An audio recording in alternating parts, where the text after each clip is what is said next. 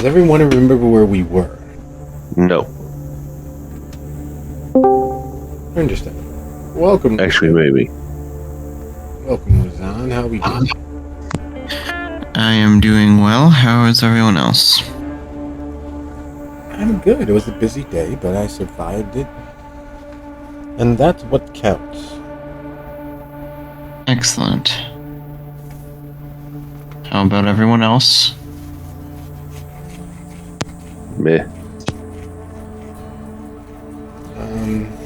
Steven? Wow, he's no longer living the dream. That's typically a good thing, considering we know what living the dream means, right?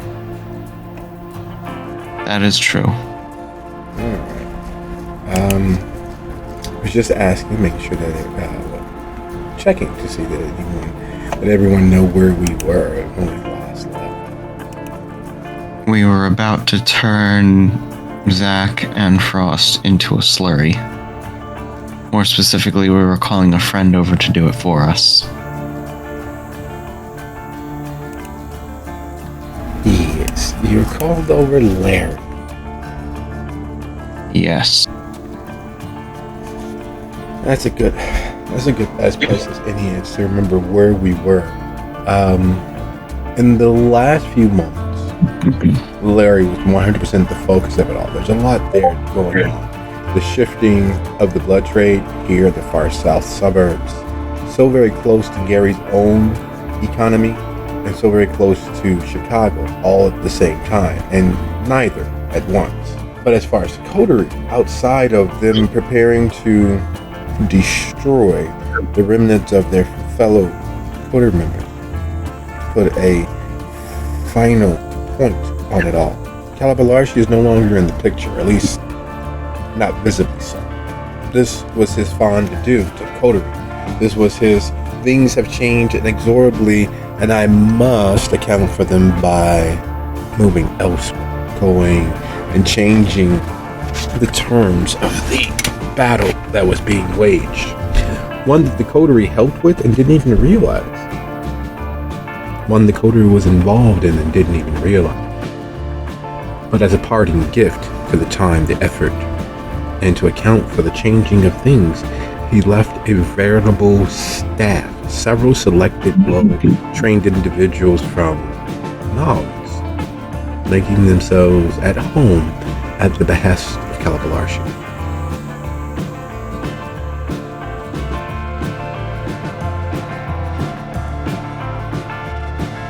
Oh, he really did care about us. That was nice of him to do.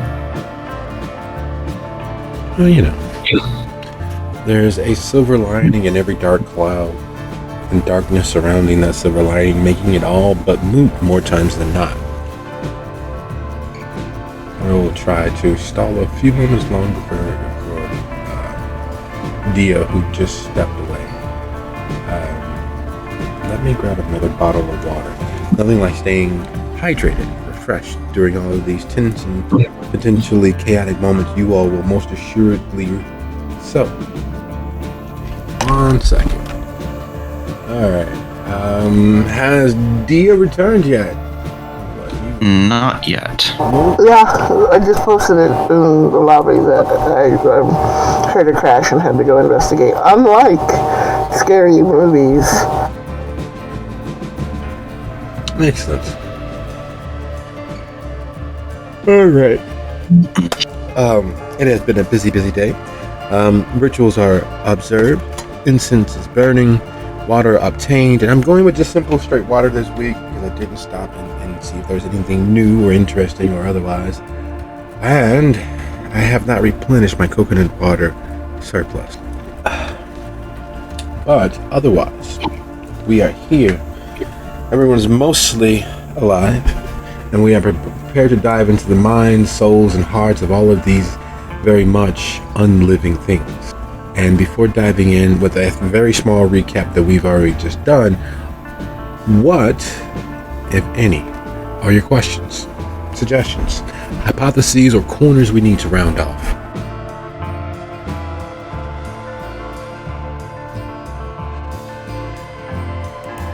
Where exactly are we timeline-wise compared to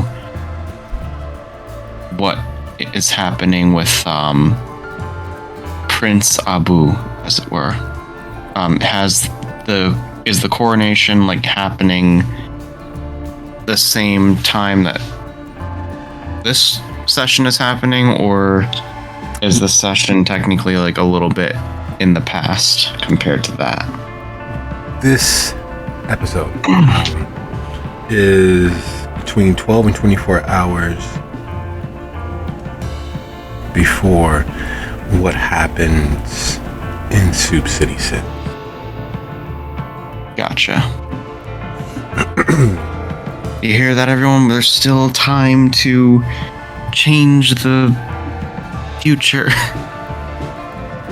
No, we had that discussion earlier today because I specifically asked him that, and he was like, no. What happens if we decapitate Decibel before he gets to the Elysium? Well, that had been considered, and there are several layers of contingencies. You all know how I generally create the episodes. So, question 2, suggestion 3, hypothesis Alpha Omega 3 4 9. Any? Or are we swathed in a camaraderie, understanding silence? We are all reading from the same book, if not the same page, chapter, and verse. We all have an understanding as to what these particular kindred are about, what they are up to, and what they are in the midst of. Excellent. Let the killing begin. That is a very good way to encapsulate what potentially lays ahead for the coterie. Because outside of their understanding, outside of their interactions, there are several strings they've pulled, several battle lines that they've drawn, and several potentially violently resolved decisions they've made. And before diving completely feet first into this episode of In the Shadow of the White City, let me be transparent. I really greatly appreciate your time, your effort, and your energies. You all have absolutely wowed me on more occasions than not, reignited my love for this hobby that we are engaged in. And there's no better way and no more direct way of saying that. Thank you. Thank you all for your efforts, time. Thank you very much for getting the opportunity to know these characters and yourselves. And without too much further ado-ing, until we don't, it is my great pleasure and honor to say that this is officially In the Shadow of the White City, episode 3 of season 8. Existence is not a dimension, but a line. One that is often crossed, tread upon, broken, shredded, tossed asunder, set afire, drowned, and somehow still remaining itself. There's a certain elasticity to the line that each of these characters, each of these kindred, each of these unliving, undead monsters of the night have tread. There have been countless hundred decisions and temptings of fate that have brought them here to this moment, as the would-be matron of the house sweeps up the glass, as Larry is on his way tomorrow evening, as their coterie member lay wrapped in carpets, all but, well, dead. Well and truly for the final time. As Dia's children look on and absorb and are imprinted upon by this level of violence and decisive decision. It's hard when dying to separate the human scope of things, of what is immoral and what is unethical, from the current state in which you exist as a dead thing. You're not quite truly dead. There's a second and final death that is still out there waiting for you. There's an entire bureaucracy in the Shadowlands waiting for you. And yet, separating the often childish ideas of what is good, what is noble, what is honorable and worth your time is a very, very hard thing. So having the bodies well ensconced, secreted away, and awaiting what is to happen to them soon, you all find yourselves back at your bankhead, behind the mirrored glass, watching as the staff from New Orleans they encourage a reckless abandon. They encourage and get the staid, silent, sometimes too much so, patrons to risk it all, to bet on tomorrow never coming, to drink one more shot, to have one more dance, to indulge in one more, a little bit of a tickle and a spank. And as you all watch this, knowing what it is that you've planned, is there anything that you all are discussing?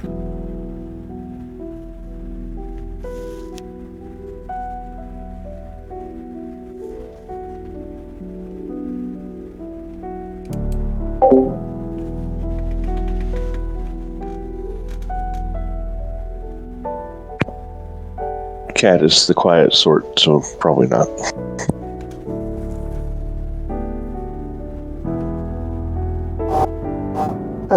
Dia looks at them and kind of leans forward on the table.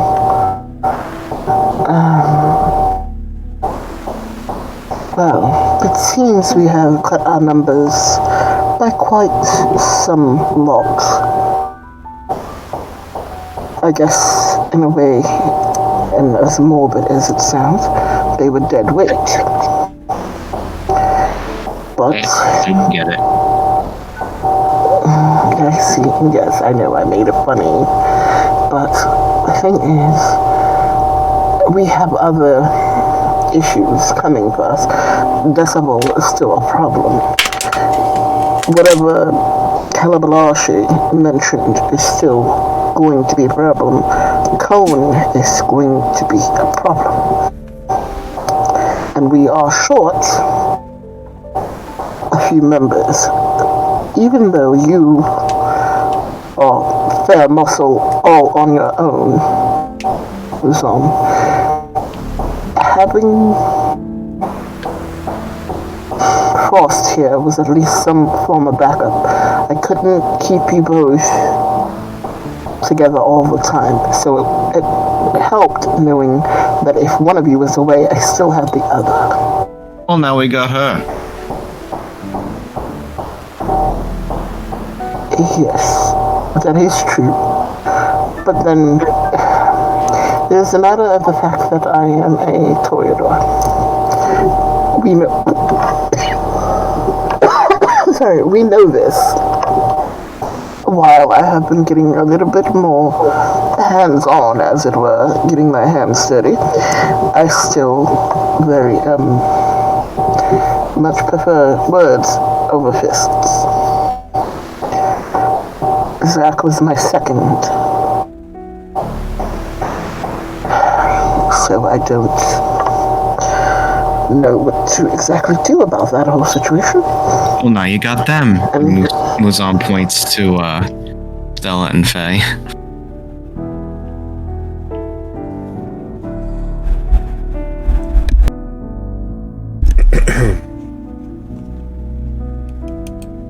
It is amazing watching how very human and how very young they look. They're no longer alive, not by any stretch of the imagination, but those two sitting all but wide-eyed, taking it all in, it reminds you how long each of you have individually survived this endless night of your immortality. They are staring with fresh eyes, and instead of where normally a kindred going quiet for too long is them wrestling with their beast. Them being quiet is being the shocked and overwhelmed persons that have leaped both feet into the deep end of the pool. Dia is no gang boss. Dia is no simple minor club owner. To be perfectly honest, Dia doesn't actually get involved with the club all that much except for the supply donors. Yet she's so much more than what a normal sire-child relationship might ever be. Lucio, for all of it, Muzan, for all of his stalking and skulking, there's no normal Nosferatu. He is in fact the highest ranking member of the Nosferatu in all of Dalton and much of the Thornton Township. And then you have Gina. Let's just call it what it is. She is a crime lord who dares risk and explore the interstate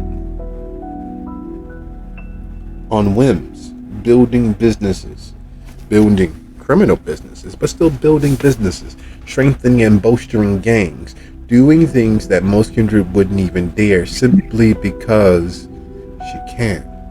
And then you have these two college students who were so pressed by college, often attending class virtually by choice, who were so pressed with the injustices of the world they were willing to associate with all manner of disreputable individuals who had been done wrong by the police. And here they are in the midst of you three.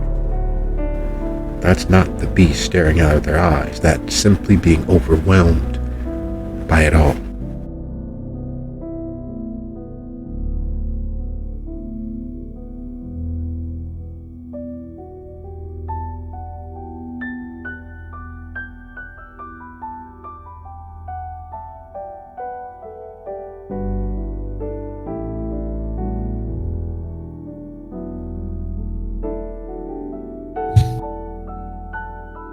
I mean, yeah, sure, they're a little green, but I'm sure with the right training, they'll be up to standards in no time at all, right? Not that I have any idea what your Toreador standards are. Unfortunately, they should be quite a lot bit higher. But beggars can't be choosers now, can they? Ouch. Do you hear that, you two? I mean, a little fair, but Stella's brother is like one of the badass hounds of the city, isn't he? Not this city, the other city. Over here, that don't mean shit. Exactly. Especially since, as far as I know, we are still undeclared and not a Camarilla city at all.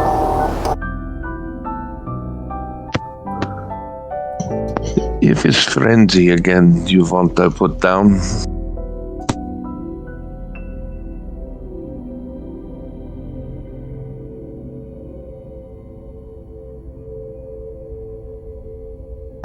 No, please.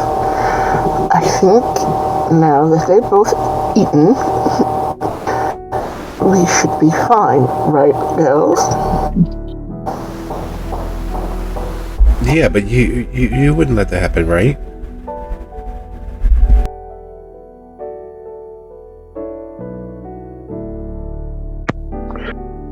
Xena shoots Go a smirk. quiet for a good minute. Xena shoots him a smirk that says, "You think she could stop it from happening?"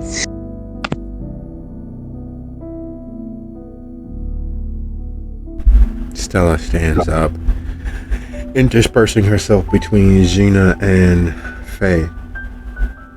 There's no reason to be nasty. Does not need a reason, it's just fun. You know what's fun? Dancing in your entrails.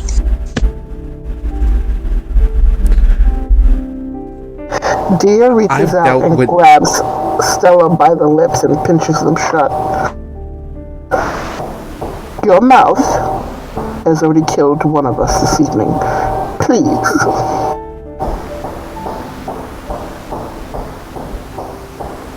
Use caution. This one I do not control in any shape, form, or fashion, and they are fairly deadly as far as I can tell. I would do my utmost best to stop them, but it would come down to me or you, I am almost certain, and I like being what I am. So before you say anything else, think about it deeply and multiple times. She lets her lips go. Muzan is just smiling in the background. It's been so long since Gina has graced his presence, and he's just enjoying the chaos she's causing already. Stella actually meets your eyes. It's not an easy thing looking at your sire, especially so recently after being embraced. For the first few nights, your sire is as close to, well, your heavenly power as one could be. And she reaches back, resting her hand against Faye's shoulder, guiding her gently to her feet.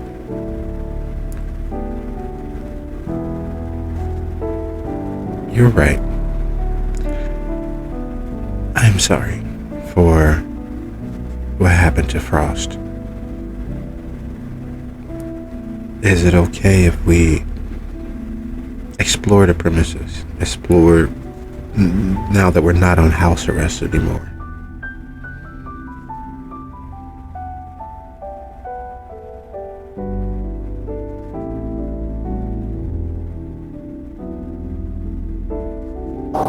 Dia looks at them both very, very carefully, as if, you know, that whole mom sense. What are they up to?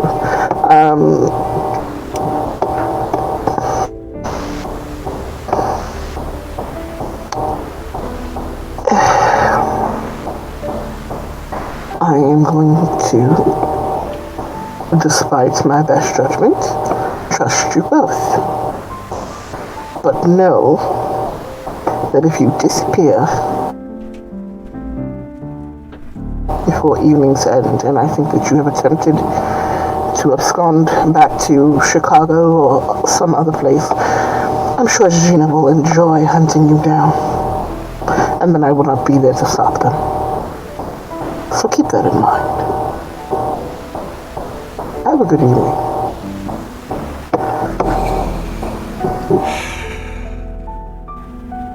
Heard loud and clear. And she slips her hands into Faye. And then began walking out. Thanks, Dia. Have a good night, Muzan.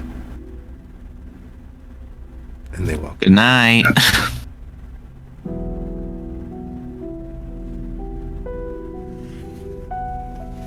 As they close the door behind them, you can view them through the wall-length mirror separating you from the rest of the club.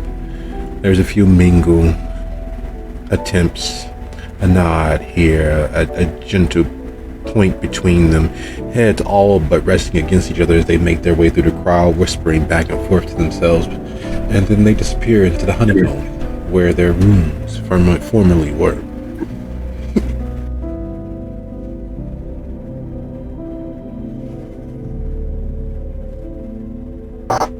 You're going to be the death of me. If my hair could turn gray, it would be gray already.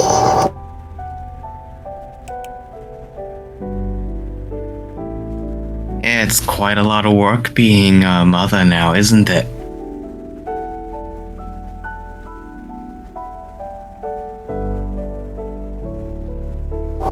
I miss Nicole so much.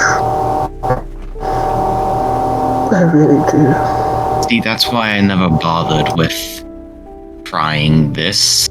Yeah, I don't think it fits my style at all, to be honest. As Muzan speaks and says as much, we take a quick glance back over the many shovel party he's been a part of. We take a quick look back over all of the conjoined and conflated blood being poured into the mass of all of those soon-to-be hungry mouths, from Montreal down to Miami, from New York to Albuquerque and back. All of the many places where they've besieged barons, princes, dons, paters. There was no one that was not on their radar to be hit, proving the strength and efficacy of their blades, honing their skills, and leaving a mass of surviving kindred out there in the night. No, he's never been a hands-on sire, but there are countless Nosferatu in the night who might be able to trace themselves back to his particular virulent form of violence. There's quite a lot of trouble one can get up to in nearly a century and a half of existence. There's quite a lot of trouble one can get up to when one doesn't care what happens to what one leaves behind.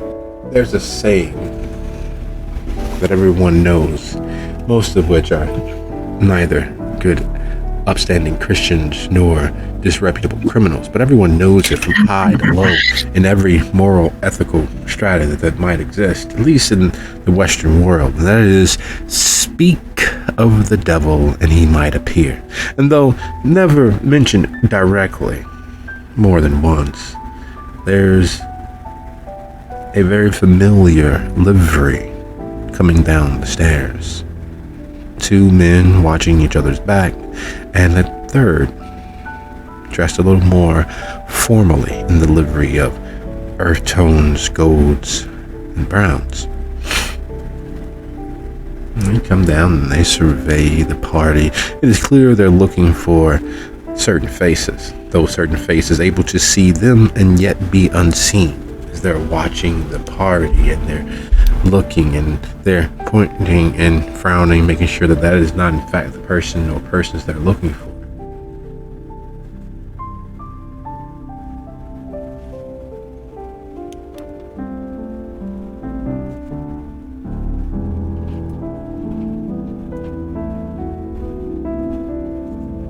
As if our night couldn't get any more fucked up. Emotions to the then delivery. Is not them.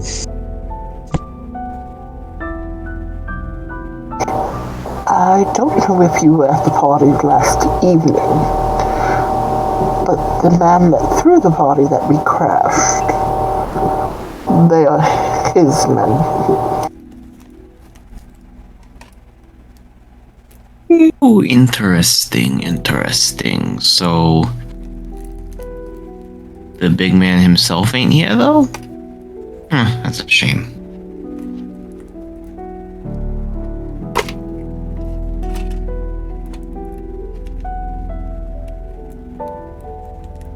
Shall we, go see what they want?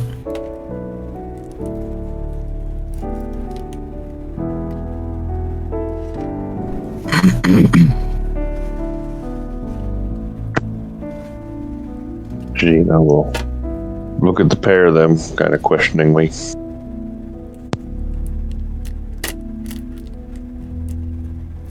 I suppose it's only polite, and if I am anything, I attempt to be polite.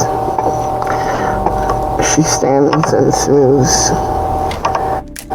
her clothing, having changed since they got home. Retightens her ponytail and heads for the door. You should make an anti-safe word.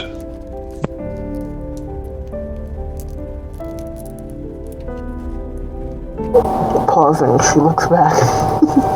Butterscotch. She nods.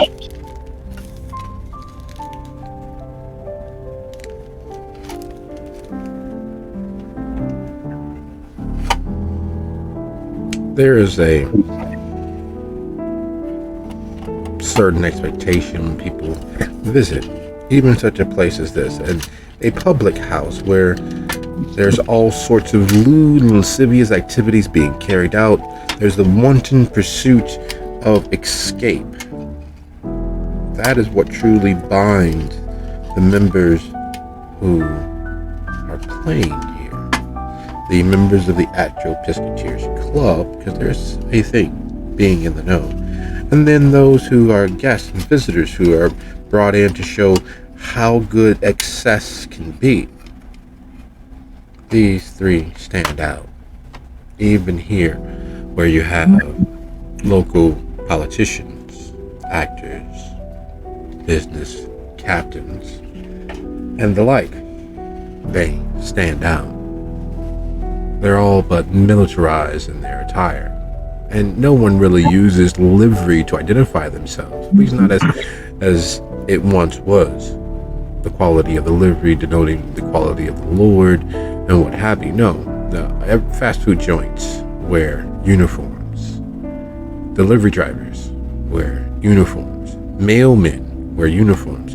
And most pressingly, every janitor worth their salt, even those privately employed by small companies, wear uniforms. A uniform, a livery, is typically a sign of someone who works and represents a higher class person. And that's what they are a reminder of, a clear-cut statement of that. And as you all exit your mirrored bankhead, watching the bar and the livelihood of others change and shift by the second, they immediately watch you all leave the mirrored space that seems very much part of the back wall and wait, but recognition dawning clearly.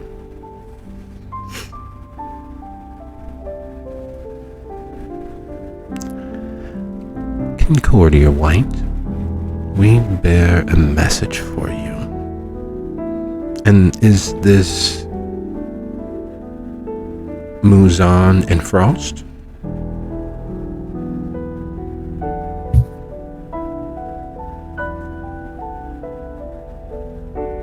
This be Muzan, that not be Frost. Oh, shame. We were told to expect your cabinet members of Mr. Volkir. And they actually pull out a notepad clad in leather, bearing their same livery colors and standards, earth-toned browns and golds. And he flips through a page and then another.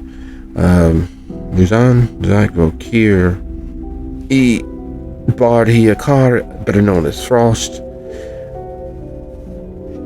and 2 children.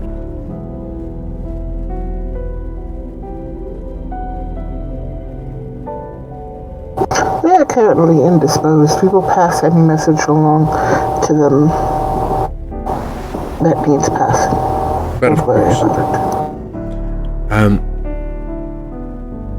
forgive the intrusion. Volad Albu would like to engage you officially.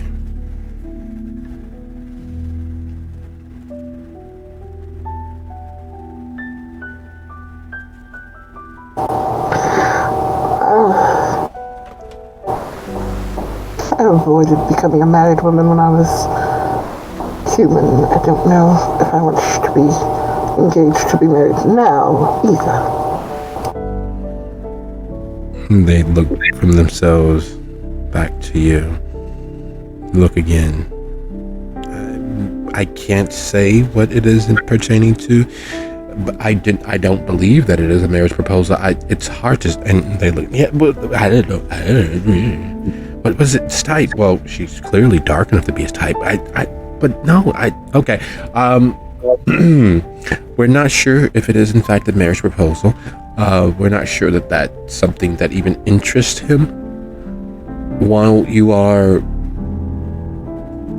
nearly endowed enough to be something on his radar, we're not sure if that's the purpose. He would merely like you and your cabinet to meet him and his representative. We're to take you there if you're willing.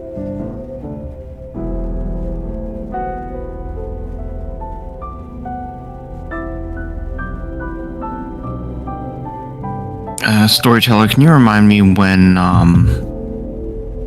Larry said he was coming? Tomorrow night before 10, after 9.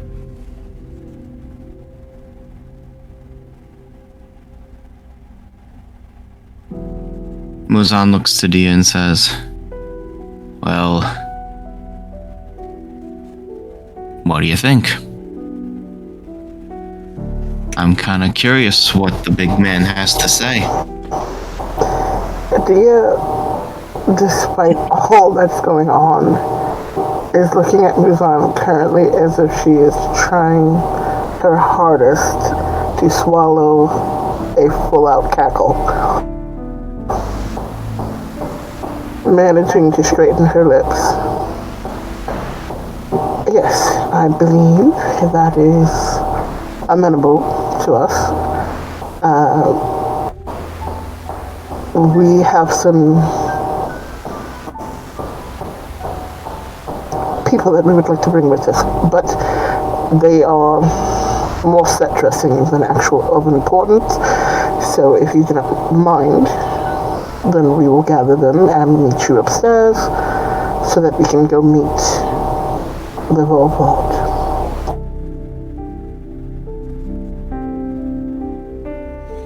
As you wish, we will be in your parking space. Why can't you just say parking lot? Dude, come on, we're supposed to be discuss. And they turn around and head back upstairs.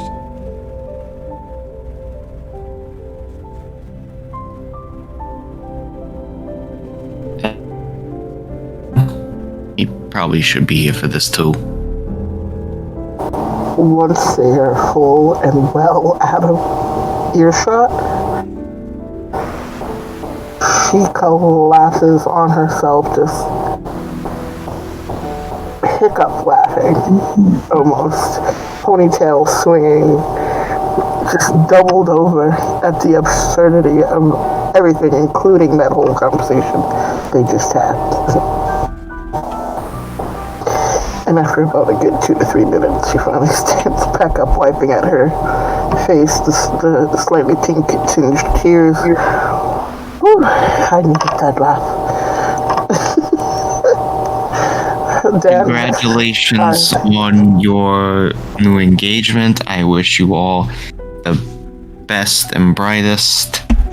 I don't really know how people are supposed to respond to an engagement. Gina, do you have any better ideas? She shrugs. I meant that we should gather up our new security that Cannibal should live, and at least bring a couple of them, so that we are not so fairly outnumbered with this vault. Don't get me wrong, I am under the complete and utter truth of the matter that should he really wish to kill us, you could probably do so without batting an eye or breaking a sweat, but I would at least like some small show of force, especially since we have just lost Frost and Zach. That's fair enough. So, we leaving the kids here then?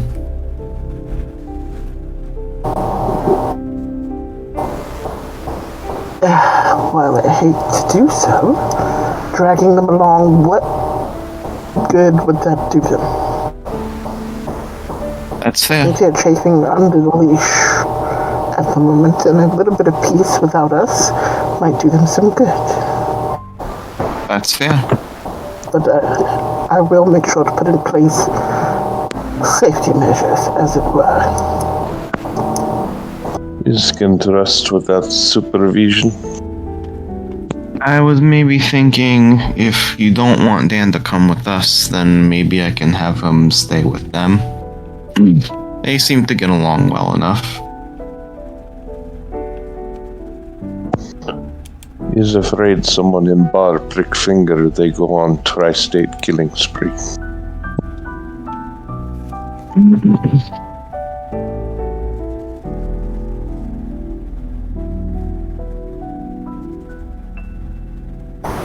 Well, there are enough donors in the bar, I would think, but again, that is a good point. So, storyteller, would it be better to bring them or leave them behind?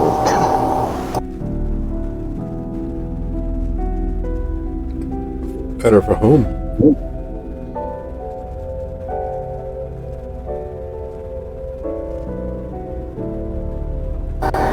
Okay, so they spend the next couple of minutes setting up security detail for both staying and going, and I guess leaving Dan to watch over the girls as they can trust him. Muzan's gonna say just to Dan, so listen, normally I'd like to have you come with me, but I honestly think these two need some more supervision, and Muzan tries to lower his voice for this, and strictly speaking, if we don't make it back, I figure there should be at least one Nosferatu left in the city.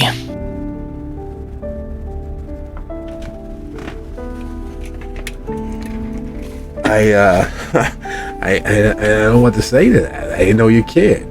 That's a good idea. I think that if there's anyone left, it should be me. You're absolutely correct. We both agree. That's a good idea. That's the reason why you're the boss.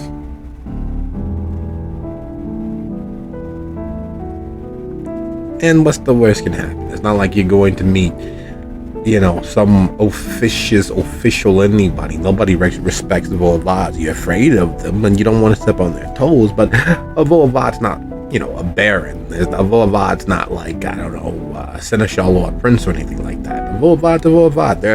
They're on the comeback. Like, they're like fucking hipsters. I was into power before power was cool. Sort of thing. Exactly. I'm sure nothing terrible will happen. Nah. Yep. It's not like we crashed his party. But we can blame that on our Zuli. In fact, if I was you, I'd probably blame it on her after all. She got ties to the big city. Yeah. It's just that she does still owe me. She was supposed to hook me up with someone, like with a fight club or something, from what I understand. She never fucking did that. It's been weeks. I don't think she even know what is a fight club. She doesn't seem the type. She's kind of like Dia. She talks a big game, but she doesn't follow through. Oof. Don't worry, I won't tell her you said that. Nah, I kid. If you tell her, make sure you tell her that I kid. Alright. This is it. Wish us luck. Yeah, go break a leg. Hopefully not your own. Will do. And Muzan will leave at that.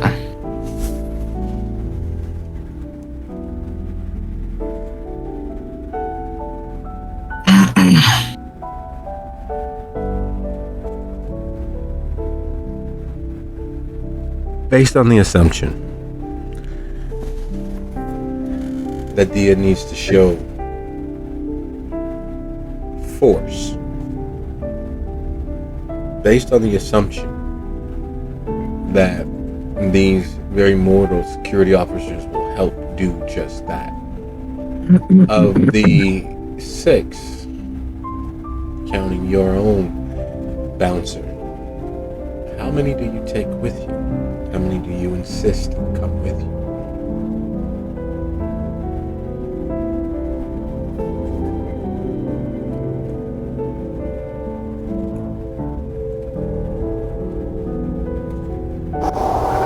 I'm gonna go with 2 because it's easy to get them in and out of the vehicles, and it's just a nice round number to kind of hide behind if bullets start flying. I got a shield.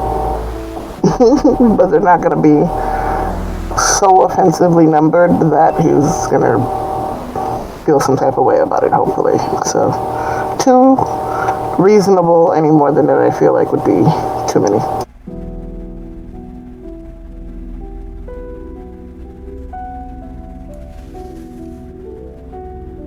And Gina?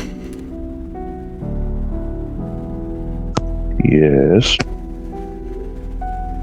Is there anything, any preparation, any attempt at anything that Gina would get up to in these few ticking moments? She will check to make sure that the magazine in her gun is full. Not that she really needs it. It's loud and intimidating and fun.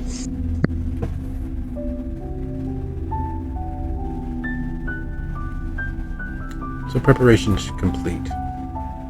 The 5 members of the team head up the stairs and out of the building. Now, the idea of being driven to a location, most people, when thinking of power in the modern day, think of SUVs. They think of large black vehicles where the windows are tinted, the sides are armored, is riding lower than it should, and it's almost the antithesis of that. It is a black vehicle, but it's not an SUV. It's so much else than that. It's just the black painted, tinted, windowed school bus waiting there for you. There's no school name or cartage company on the side, but it is definitely one of the buses that were the little yellow school bus that kids would get onto every morning. The little yellow school bus that the preschoolers, kindergartners would get on to get to school.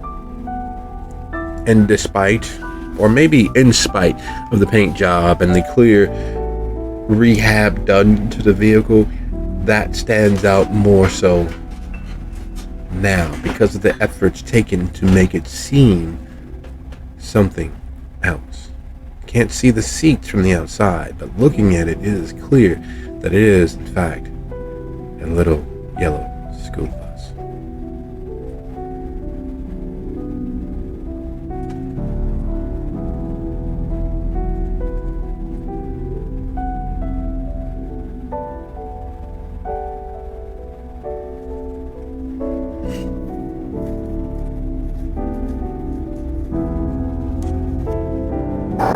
Part of me feels like I should be concerned that we are riding with school buses because where did it get them? But at the same time, I suppose it makes sense.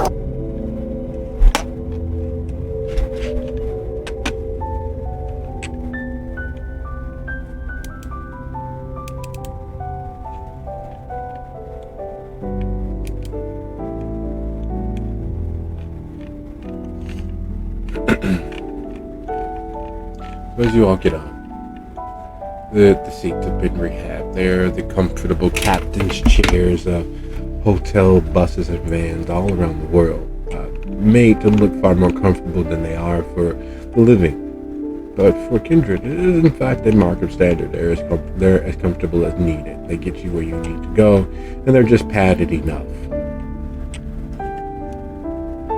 The problem with that is that there are enough seats on this vehicle to comfortably seat 16 individuals. There's just the 5 of you and the 3 of them, meaning the bus in fact is half filled,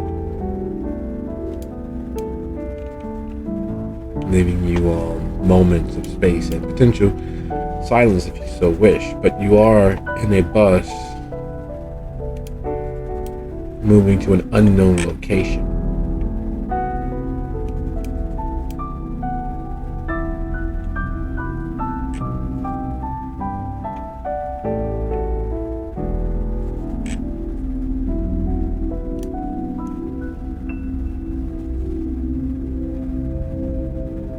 Out of curiosity, well, mostly in character. Dia slides her phone from her bag pocket and flips it open and pulls up Google Maps and then hits from current location.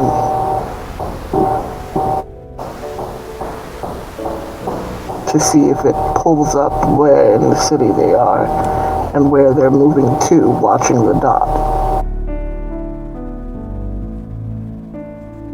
Would you be so kind as to go ahead and roll your intelligence plus technology? Standard DC.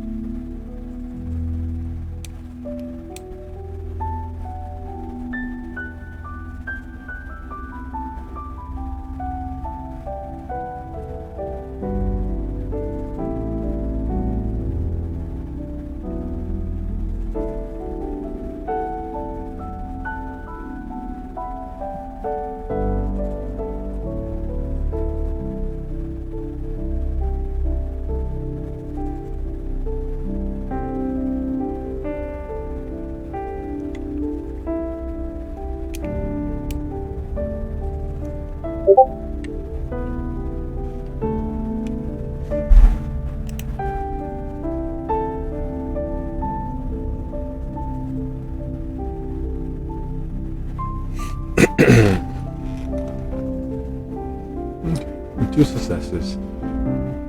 You know that unlike or Apple devices, Google doesn't have persistent mapping, meaning that it is not built into or baked into the hardware for it to constantly send out this location. Even if you lose connection with the many satellites or cell towers in your area, the iPhone will consistently send out its location, even above and beyond when you turn it on airplane mode or put it into silent or take GPS locations off. You can still find, it will still pull up a map.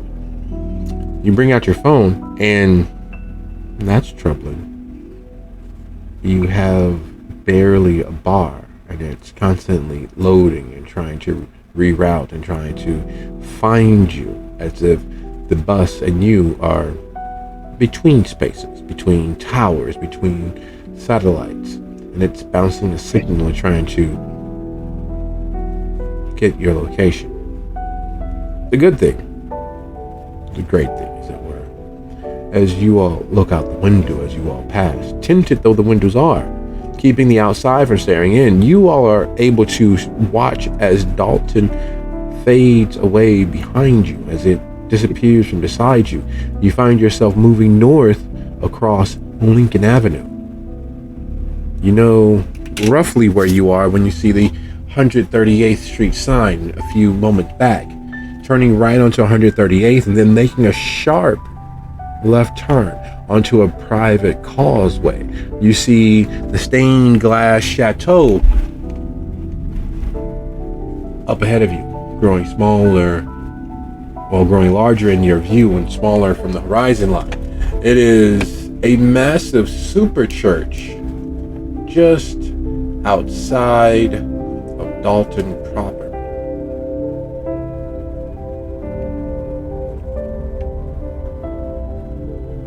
And as you all circle around the church,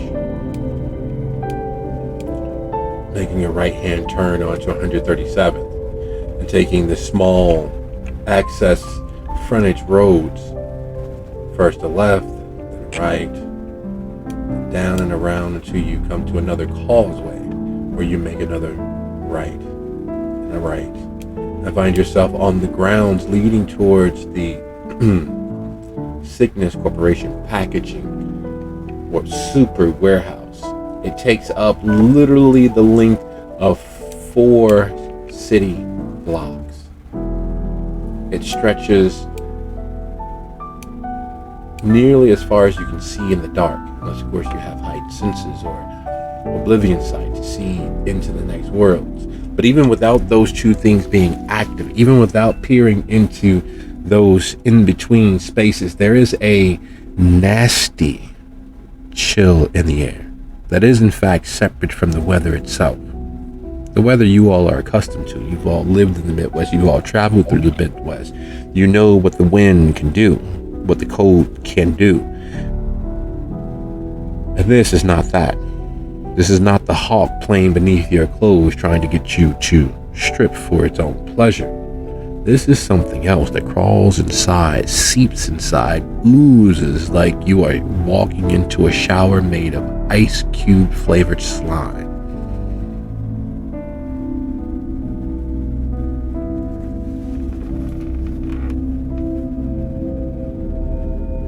And the bus comes to a stop. All right, guys, we're here. The main door is there, and well, the robot's in there. He wanted a private conversation with people who have more rank than us. They make it. They want to shut up, but be fucking professional. Miss White moves on, unspoken of friend and associate. Bouncers, top flight security of the world. Our boss wants you all inside. I'm sure you can take a smoke break or whatever you need to do out here, but through that door is our boss. Was that so fucking hard? Dude, do you realize that I have to pay $75 out of each check for dental? Who pays that much for dental? We do, idiot, because we don't pay for it. I'm sorry, forgive us. Inside is where you'll find Mr. Albo.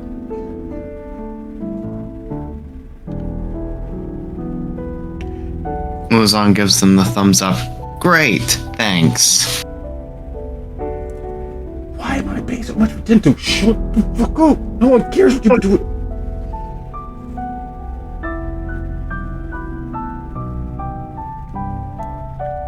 As he's getting off the bus, he turns to them and says, "By the way, I think you're getting a good deal on the dental. Your teeth look great."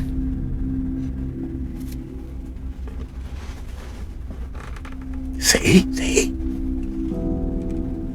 To say that it is an industrial complex would be overselling what the fabricated building actually is. It's a mixture of corrugated steel, brickwork, and masonry forming a complex. Normally when you think of industrial complexes, you think of something that's built to last, could withstand nature and environment. You normally hear the sounds of heavy machinery. There should be a parking lot filled with 16-wheelers or other vehicles to take it on the road, to get it to the airport, to get it from or to the port or something. But the building is fairly threadbare. It has been here forever, since 1926. The building, even in all those years, has always looked temporary, because initially it was, but it's just been added to over time. It's grown larger and more of what it was, a holding space for packages being shipped to them to be designed and put together and sent back out. It's one of the last remnants of the great train hub that Dalton once was. There are, unbeknownst to you all for entering this side of the building, on the back side, direct access to train cars where the products are loaded and shipped on their way. There's a full-fledged, several-tier train yard just out of sight on the other side of the building. But from this side, you see how Dalton has always made do, where they've always done just enough to be enough, striving for more but making do with less.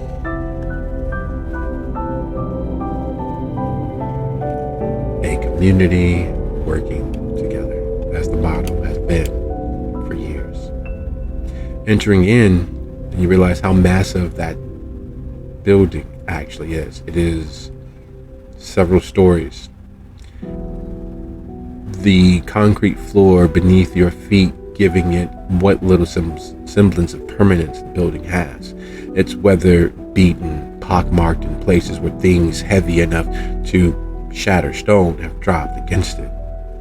There's hallways in nearly every direction, and yet, instinctually, you all know, make the left, head down the hall. After all, it is the most well-lit portion of what lay ahead of you.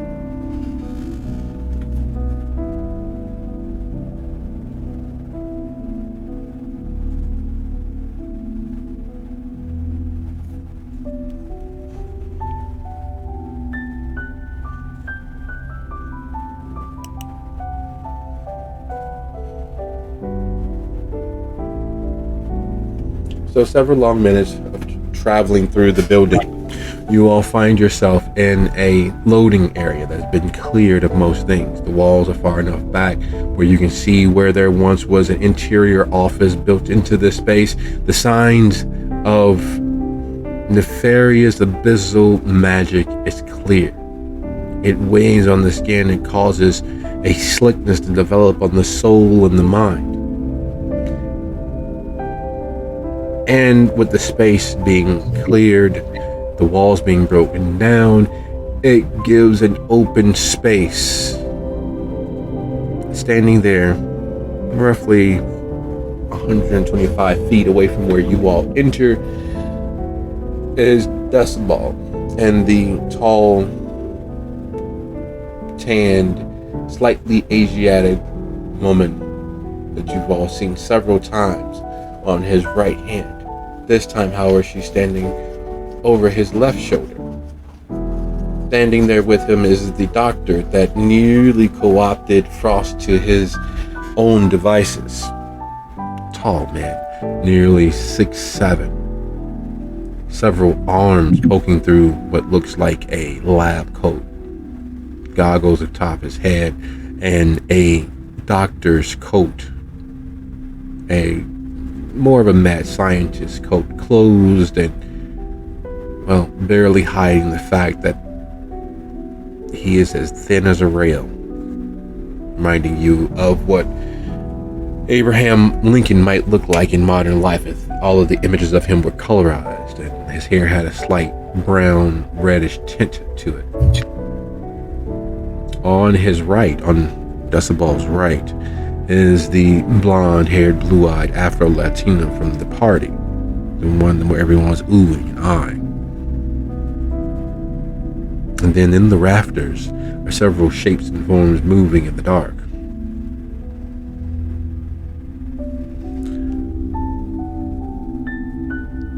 It's so good of you to accept my invitation.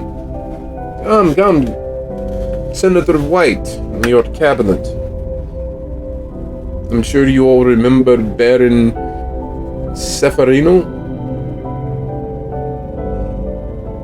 my loyal and upstanding Chief of Security, Ben Marsh. The good doctor, simply the doctor will do. And I, as I'm sure you are aware after several conversations,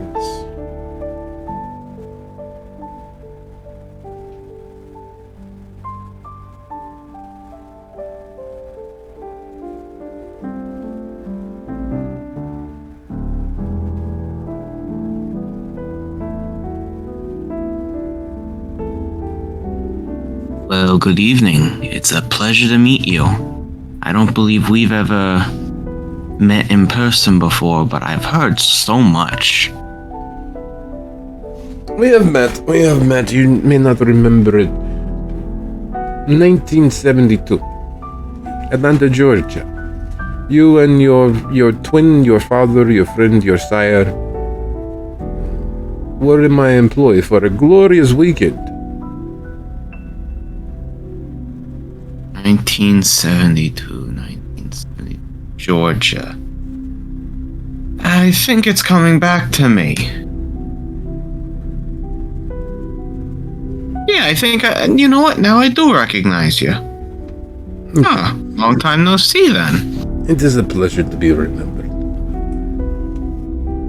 And you are, he says to Gina.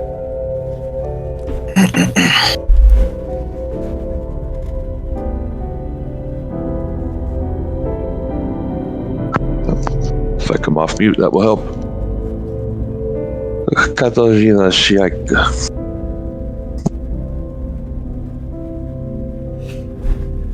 I see. It is nice to meet you, Katarzyna. One does not hear such a lovely accent these days. Most try to hide it. I'm glad you do not.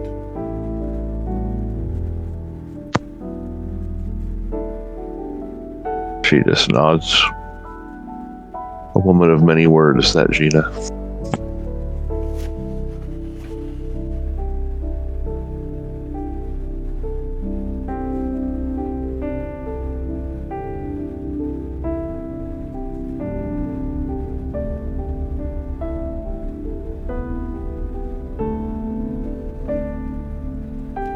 Well, I take it the introductions are good. We are familiar with each other.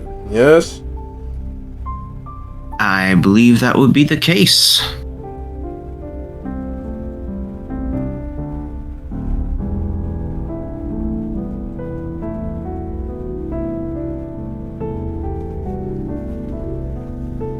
May we take a seat? If you wish. I would not. This place leaves a stain on the soul. I'm sorry, folks. It's 38 after the hour. I need to take a pain pill, and so let's take a quick 10 here and be back at 48 after the hour. All right. Sounds good. Okay.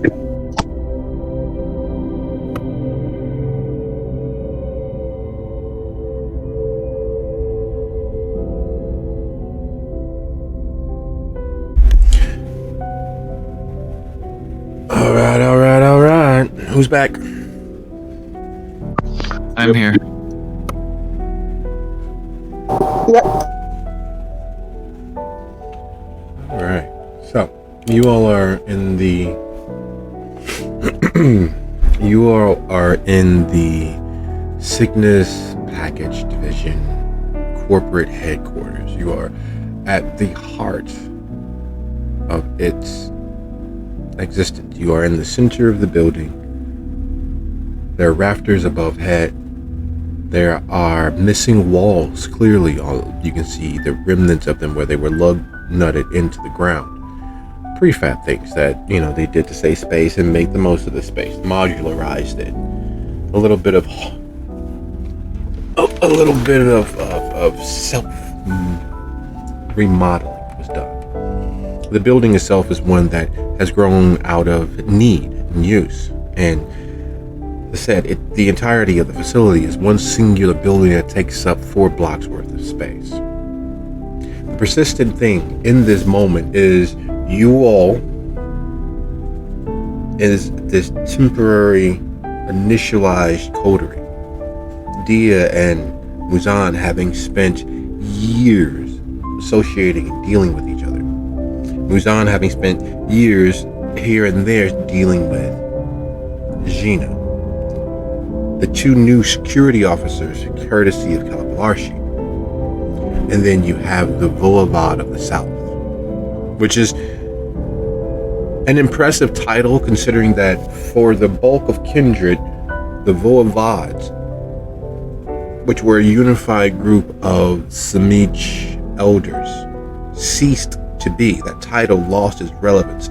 They no longer warred as a unified army in front a nation of nations against the Camarilla, the Tremere, Sabat, and anybody else who trespassed on their grounds. That went the way of the dodo. It disappeared easily 100, maybe 200 years ago, the last few official Voivods.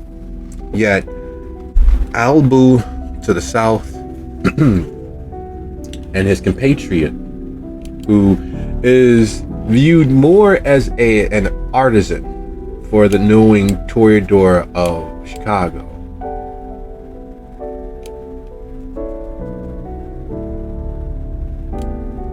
are the last 2.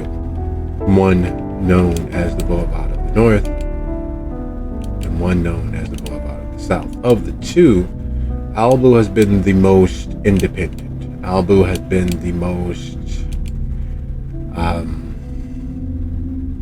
closely aligned with the original idea of what the Voivodes were. And here you all are, face to face with him, summoned, politely, invited. You all no longer have access to the mercurial strengths of Calabalarshi.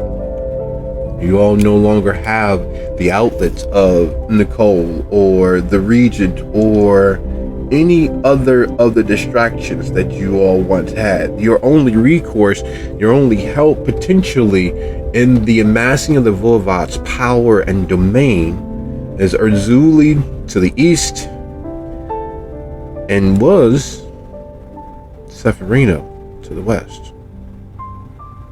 The space left alone to form Concordia's domain is the last outlier in all of Thornton Township. And you are here, the five of you, representing that domain, before the Voivode of the South, who has managed to make, force, cajole every other notable power in Dalton to bend the knee, to swear fealty and service.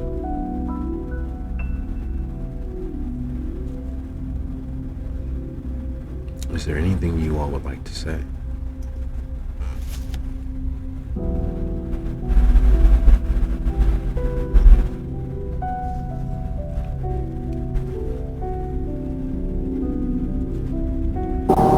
Yeah, noticing Seferino seems to be part of all this now, and remembering how violently he seemed to be opposed to having anything to do with Albu, realizes just how bad things have fallen if he's signed up with Albu, and sighs softly, looking at the men and women in front of him, in front of her. I suppose this is, I wouldn't quite call it an olive branch. A final chance or warning to some sort of thing you have going on. Am I correct?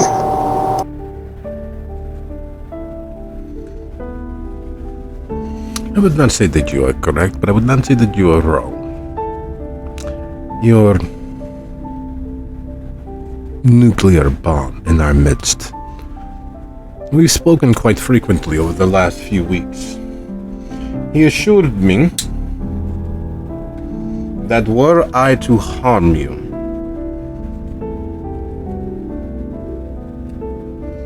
before unifying all of the other barons, senators, mafia bosses and dons to my banner, that he would assure that even in final death that I would have no rest. And I have it on good intelligence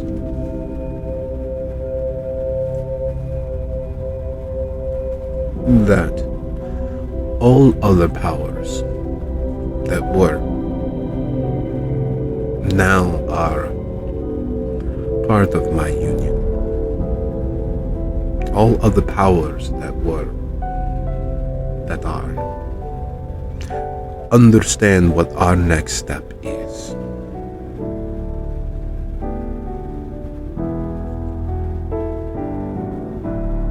And you are the last. Do you know what this place is? What this place was for Dalton? What it still is, technically, considering. This was outside of the railway system, outside of the transportation industry of carted people and items across this country into the hub there in Chicago. This was the single largest private employer of the citizenry of Dalton. It was also the hub and the power of the single most powerful kata in all of Dalton. It was the epicenter of their domain.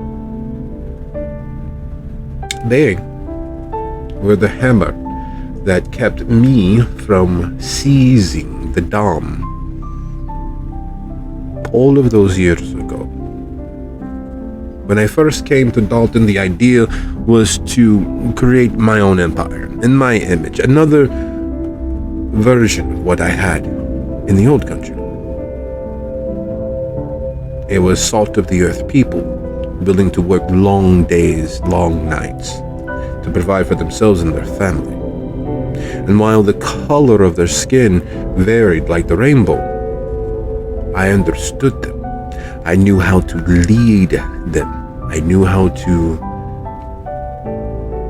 ensure the best for them, and by extension, the kindred that were loyal to me. The Dom, not so much. This flighty, willy-nilly, do things by consensus. Yet they had the alliance with many barons. And there were quite a few of them, and still are, at heart. She unified them with your sire. She drove out the gangrel, who, as you see, and he motions towards the young lady on his left and the man on his right, are drawn to me. The power of the dragon and the power of the gangrel working hand in hand is nearly undefeatable. There's none that can stand against the sheer ferocity therein. There's a second option, a second hand that helps, and he motions towards Muzan. And the Dom and your sire, who drove the Nosferatu out, they kept their chosen few, loyal and bound to them. But all the others, those who might understand what I could bring, were gone. And so, because of the decisions and actions of others, we are here. We are here in the center of what happens when freedom of choice comes without any responsibility or accountability. I'm sure you feel it crawling over your skin. I'm sure you feel it crawling over your soul. That malignancy that exists here.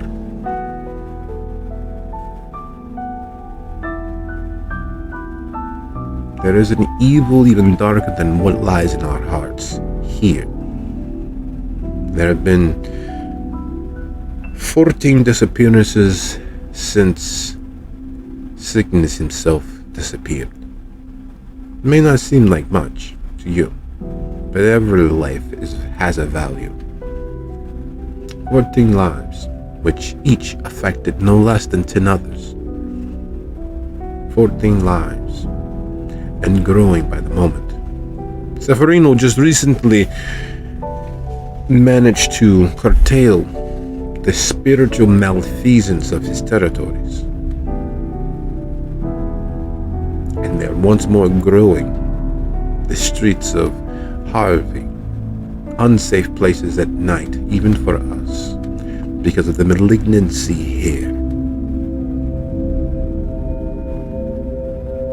So yes, I offer you all a choice. Join me. Prove that you've joined me. And we can move forward into what tomorrow brings, hand in hand, assuring the safety of our people all of them. Freedom of choice with responsibility. Freedom of choice with accountability. No circus of dissenting voices, everyone wanting to be special, denying that anyone else could be special.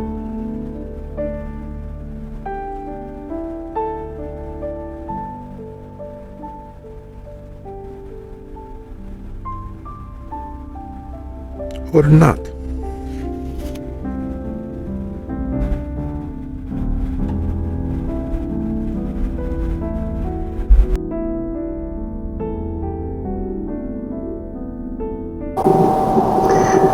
Dia looks at Muzan and tries to make it clear what she's asking him, like, kind of, how does this sound to you? Sort of look. And then Gina, even though they are the last to join the group, she has come to see that this person is very smart, so she kind of wants to know what they think as well.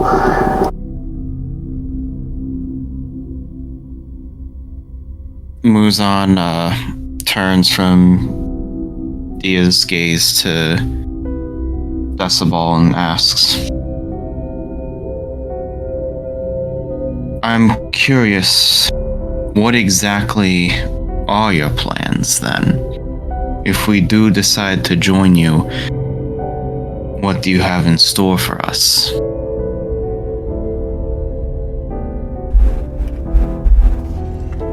Quite simply, belonging to something larger than yourself. Having a voice that actually matters, not just one of the rabble shouting into the darkness, drowned out by your chosen peers, whether they value nearly as much as you or not. I offer you the opportunity to claw your way to where you wish to be.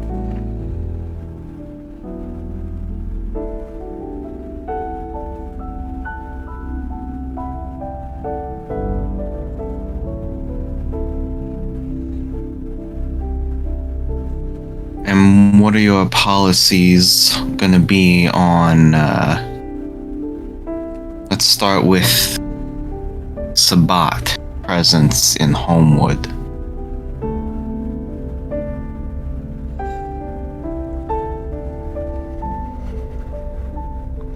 What do I care what religion you practice behind closed doors? What should a demon care what religion you practice behind closed doors? Destroy the peace, be destroyed. Simple, yes? Easy to understand. And your policies regarding humans that are looking after us, the Second Inquisition, as I've heard some people beginning to call it. There's a reason only big cities are the targets, because everyone is so noisy.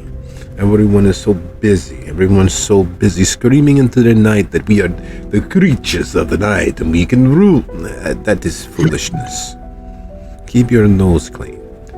Obey the spirit as well as the letter of the traditions. And there's no reason to worry of this Second Inquisition. We have already earmarked those amongst us that were traitors to our kind. We have already paid attention to those who whisper sweet nothings into mortals' ears about our business.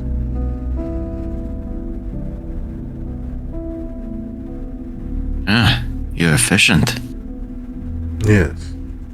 And you all can prove your loyalty to the idea of us. Two birds, one very large stone. Should be easy. I've got one more question. I see that you have a little Toreador in you. she's rubbing off on me, I guess. But as I was saying, the old Dom wasn't exactly fond of us. She didn't like having so many Nosferatu running around. And so, as you said yourself, most of us were driven away and only a chosen few were kept. Do you intend to keep it that way? Or will the rest of us be welcome back?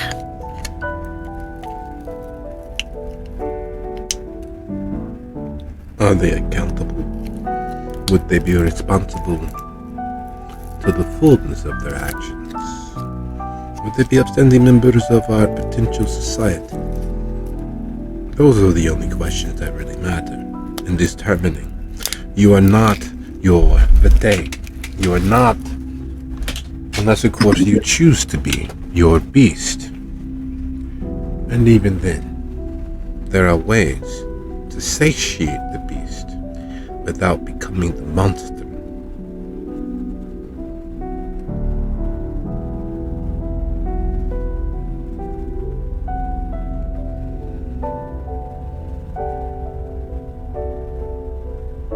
Well said. He looks to Dia with a look on his face saying that he's satisfied with the answers he's gotten. You mentioned traditions. I thought we were encumbered, as it were, or the free city of Dalton, as it were. So, are you meaning to say that you wish to return to the tower?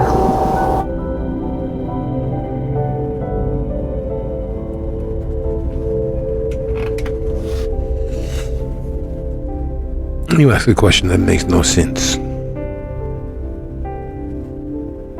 You do realize this, yes?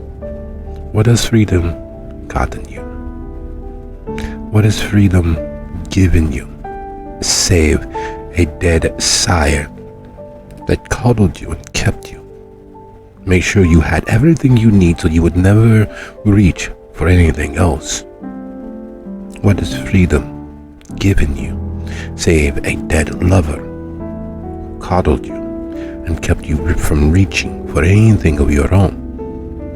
What has freedom gotten you? Save a dead potential lover who was in the service of another. What has freedom given you? Save 2 children that you want nothing to do with. You ask a question that seems loaded, pointing towards freedom. But the only thing I see freedom giving you are pains of the heart. The only thing I see freedom giving you is a responsibility you don't wish. The only thing I see freedom giving you is more time to dig an early grave. There is a reason why the Toreador are considered a high clan. And there's a very real reason why the Toreador of the tower are some of the most put together, chaotic individuals you can find, yet they all hold seats of power, positions of authority. They determine taste and what is, in fact, within the boundaries of etiquette. And, if I'm not mistaken, they also trade information, determining the fate of those princes and primogen up and down the chain of status. But freedom granted you what? One small nightclub with a series of caves you didn't build, with a series of tunnels you didn't erect, with a group of patrons and business that you would prefer to not have to be involved with. Reaping the benefits is fine, but managing it on a day-to-day basis, instructing your children willy-nilly. What has that given you?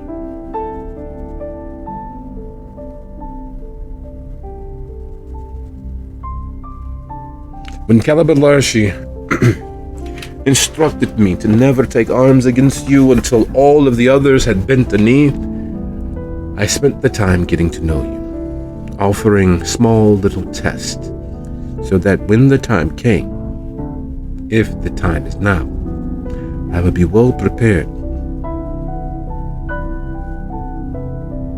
And yet, you didn't move against me, so I am predisposed to offering kindness and attempting to sort things.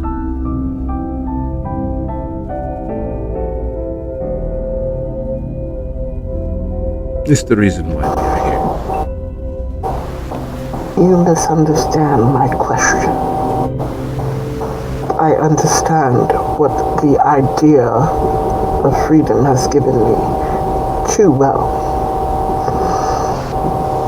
She looks at Seferino for a minute. After that whole mention of potential lover, I was asking, are we returning to the old ways? Simply so that I know what rules will be followed should I sign on for this.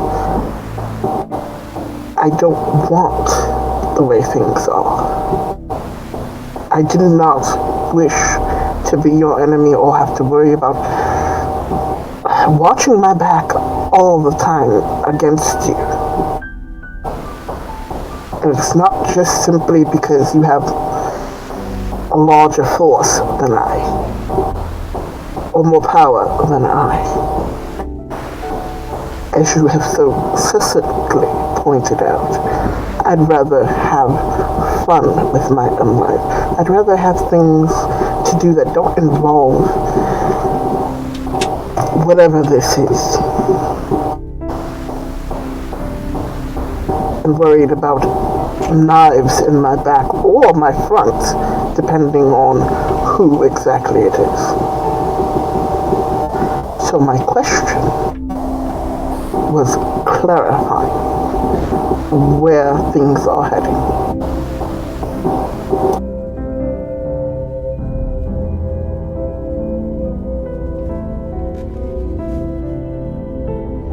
This I understand. This makes some sense.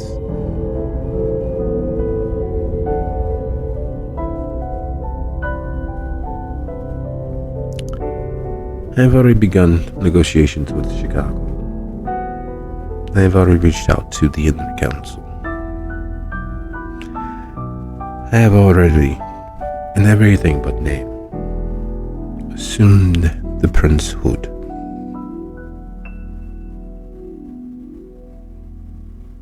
She shoots a quick look at Luzon.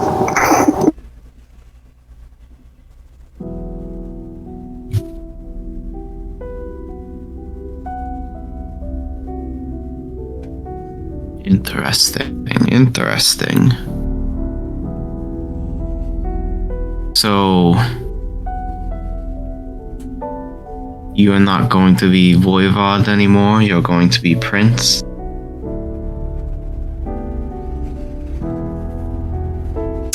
More people respect the title of Prince than Voivod, and I am quite satiated in taking the blood of my enemies. I don't wish to take more, but I will.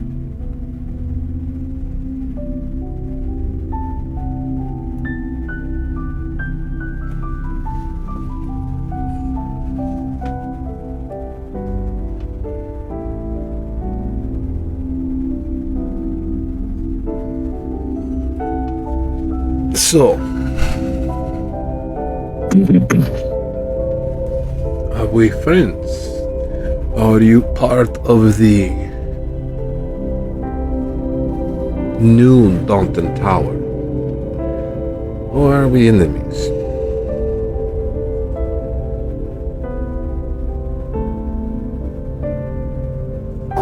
We were only originally at odds, never enemies, at odds because you asked for a thing we could not do.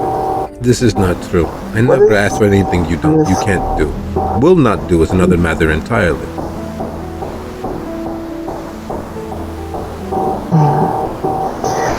What is this task that you are attempting to set before us?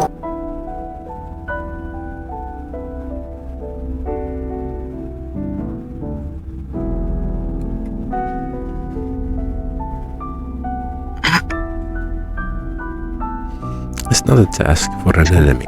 It's not a task for someone I'm at loggerheads with. It is a proof positive for a mutually beneficial relationship going forward.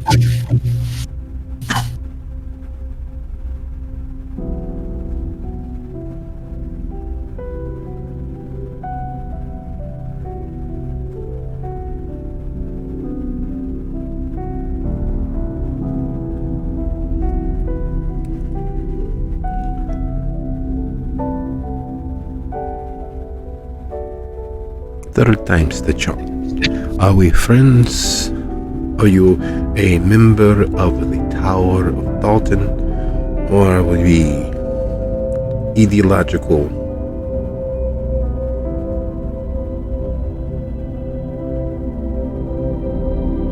antagonists to one another?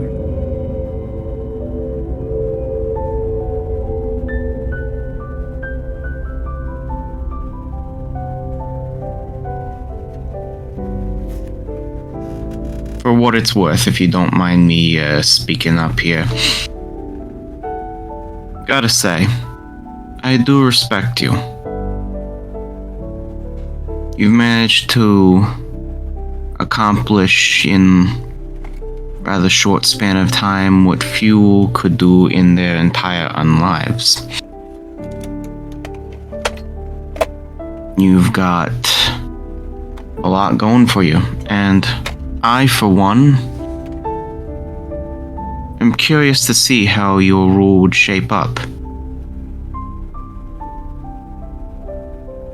I never thought that I would ever be part of the Ivory Tower, but you're making me reconsider.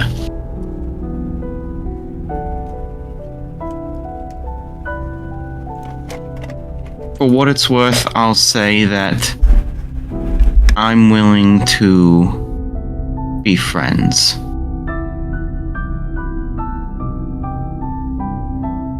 Or, if you prefer, allies. But that's just my 2 cents.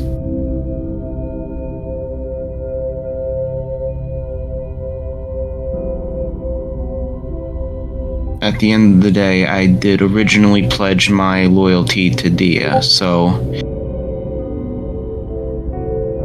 it's up to you. As he turns to Dia, how do you want to do this?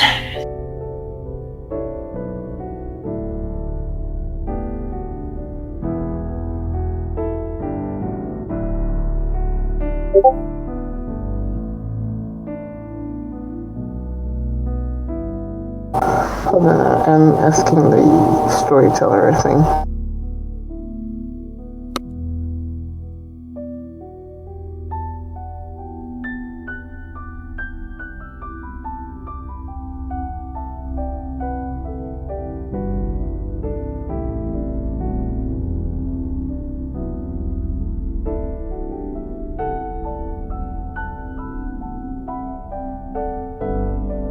It's good to have friends, as it were. It's better to have loyal members, loyal compatriots, lesser peers, major peers.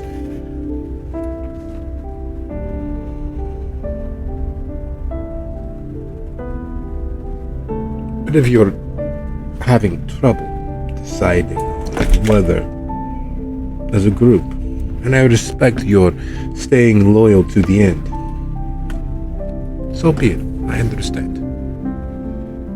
If you would like, I'll give you a few moments to decide. I and my cabinet, soon to be members of the government, will leave you to consider this. Do you need more time alone? No. Muzon is correct in his assessment of wishing to be friends. I wish to move forward and have no ill will between us.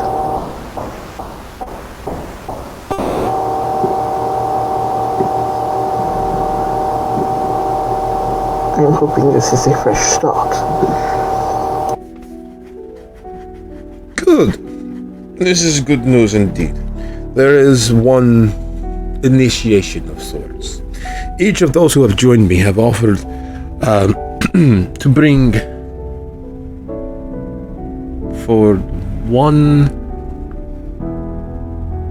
bounty members who are too dangerous to the whole.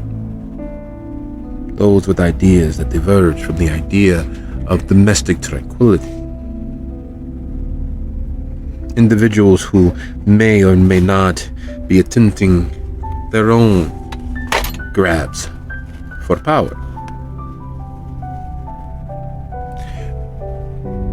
And while I was very much, and am very much prepared to leave you here with the remains of this building, as a friend, as a co-peer, your initiation into this thing of ours requires you to invite, to bring, to capture the Queen Mother of the Bahari. I assure you, and you have my word, that I will not harm them. I will not kill them. I will not give them the second death. But, as I'm sure you are aware, the Bahari have a lex talionis over their head.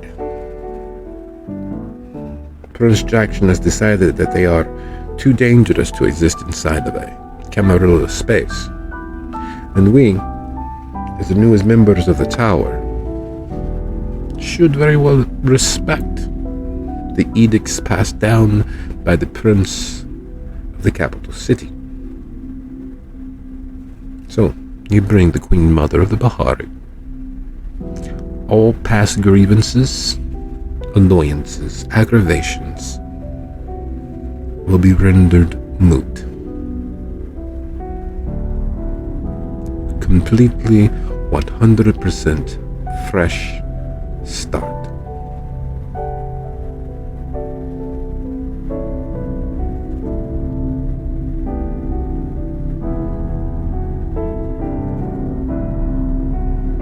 Does she have to be in one piece? Preferable, yes. After all, how can she say her goodbye to her people? How can she mount a affirmative defense of herself and potentially receive mercy from the Tower as a whole? As I said, invite, bring, cajole, do whatever it is that you all do so well to engender association, friendship with the Queen Mother. And I assure you that I will not deliver her final death. I will not be harmful to her. Her pride, however, is another matter entirely, but this is a small price to pay.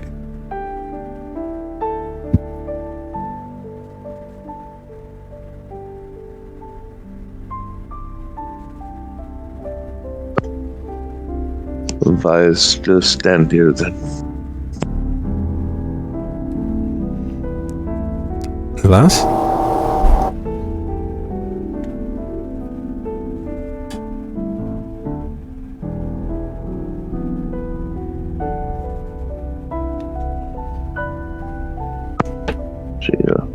at the other two expectantly, like, time is a wasting. Let's go hunt some kindred. I like that. Well, looks like we've got one on board. Consider it done. When we have completed this task, as it were, where are we bringing them? As a member of this thing of ours, as a member of our society, you are more than welcome to visit and deliver to my abode. You know where I stay. After all, wasn't it Razuli herself who brought you to where I stay? Indeed it was. With her, And it was very much her idea. with her SI contacts?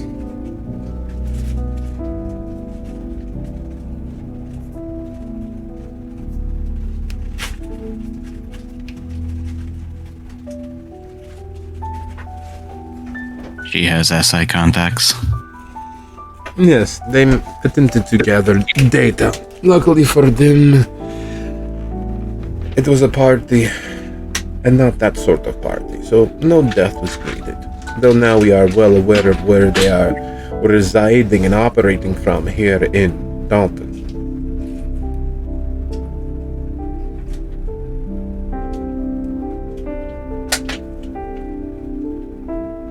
Yikes. Okay. In that case, yeah, we definitely need to bring her in.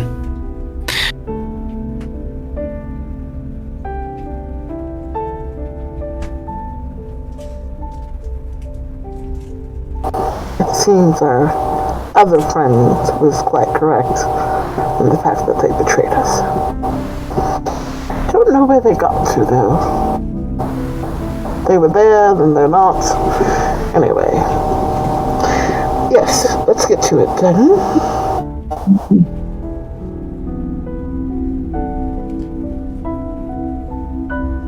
As you all leave,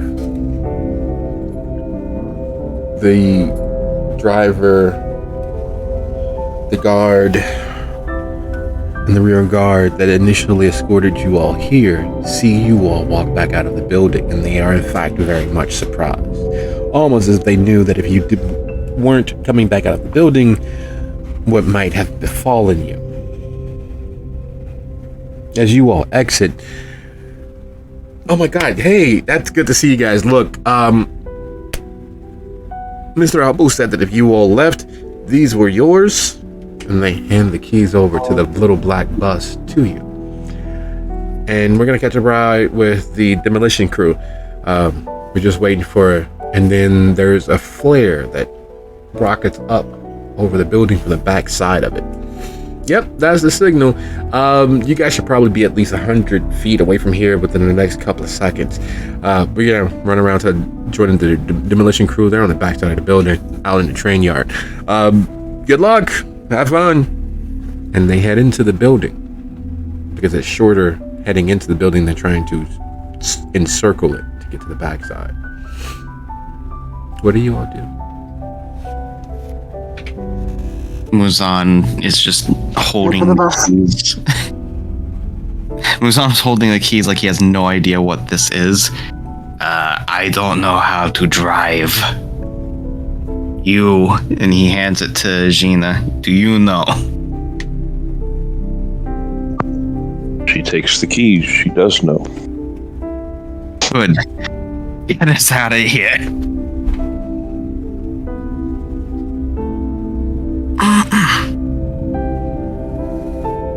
Gina, would you be so kind as to go ahead and roll your dexterity and drive for me, please?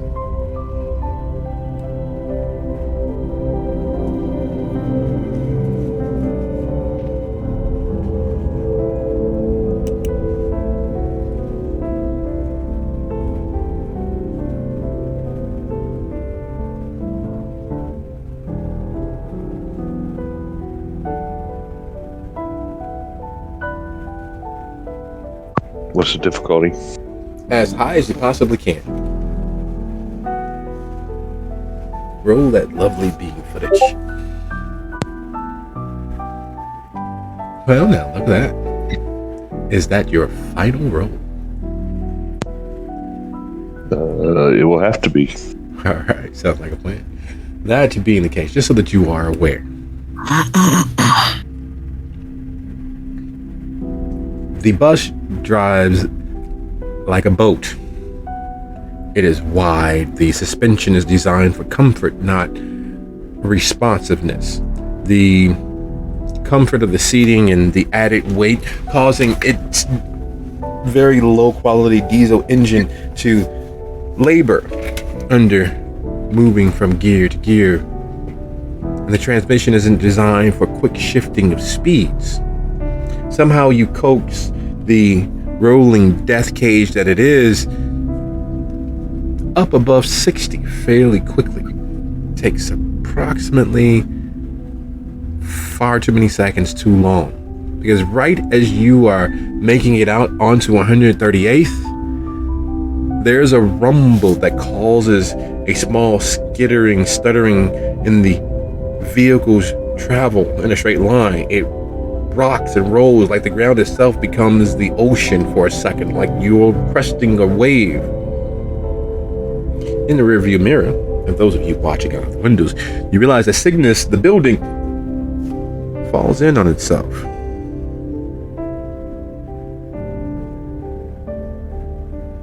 A controlled implosion. No debris goes flying, nothing rockets into the sky. And if you weren't close enough to feel the aftershock or have it in visual range, you wouldn't have known that anything untoward was happening. But watching the building fall in, several things become exactly crystal clear. Your decision saved your immortality. And it's clear that if you all were left us inside for a moment to discuss and needing extra time to make that decision, that would have been your tomb at best. And the reason why you all no longer had access to that potential promised immortality.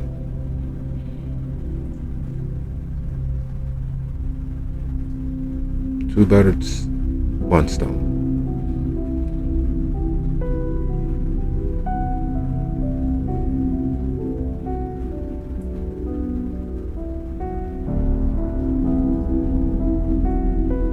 Well, feels like we just made a deal with the devil. Better the devil we know than the devil we don't. His way is not for joining things.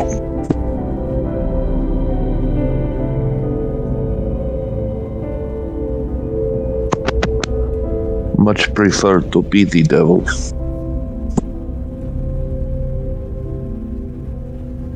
Yeah, that tends to be how you survive longer. And speaking of the devil, speaking of inhabiting the susurrus whispers of, go ahead and bite the fruit of the devil. Gina doesn't know where Zuli might be located. But Dia definitively does. Part of the information that they exchanged on the way to the party was what she was setting up for herself. The property that she was taking in for herself to build the grand temple of the Bahari, her empire. The domain that she was carving out for herself. Its darkly beating heart. The question is, will Dia keep her word and take her and Gina and Muzan to that temple and extricate its grandmother? Will she, like a thief in the night, steal into the temple and take away the high priestess?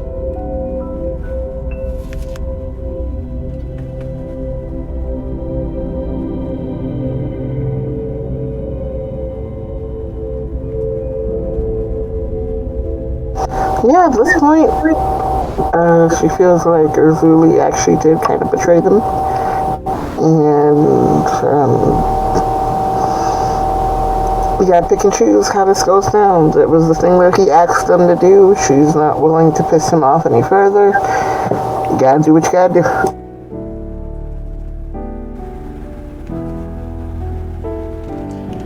Indeedy do.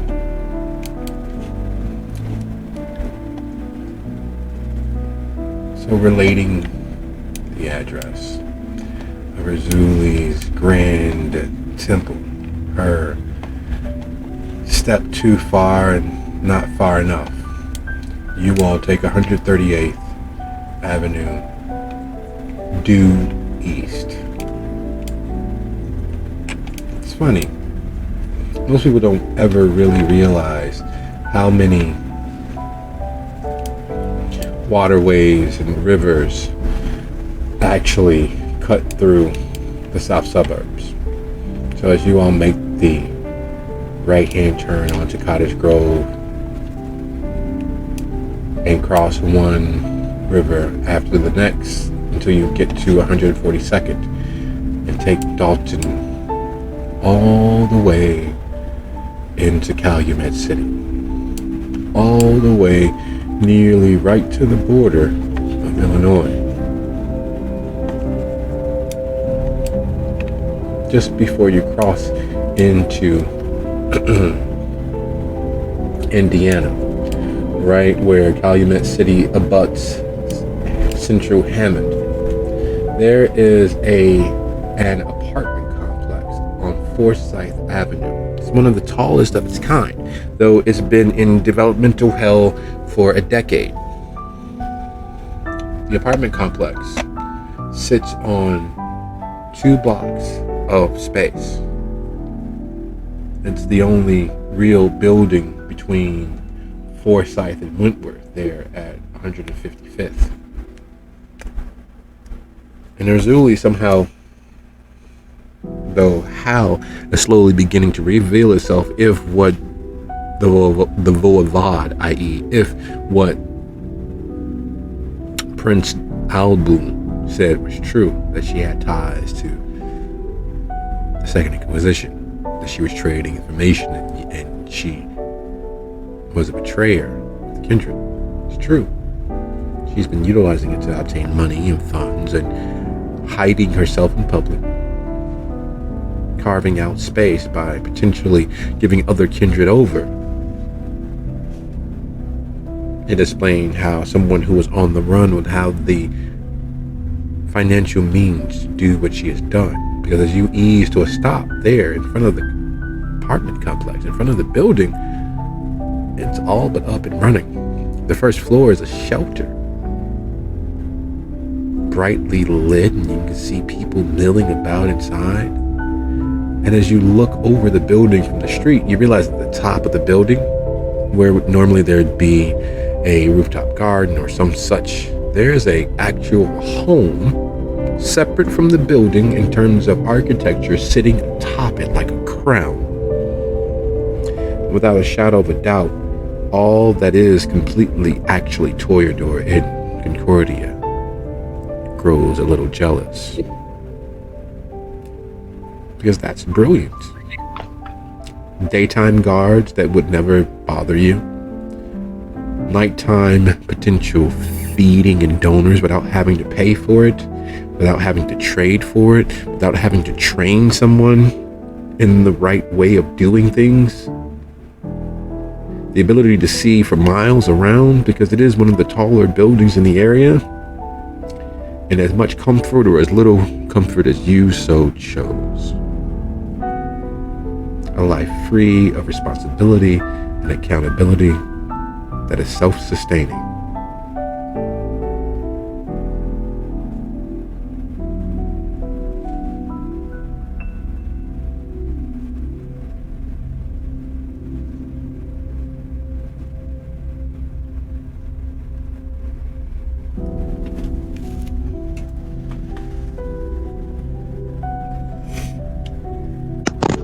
In we go.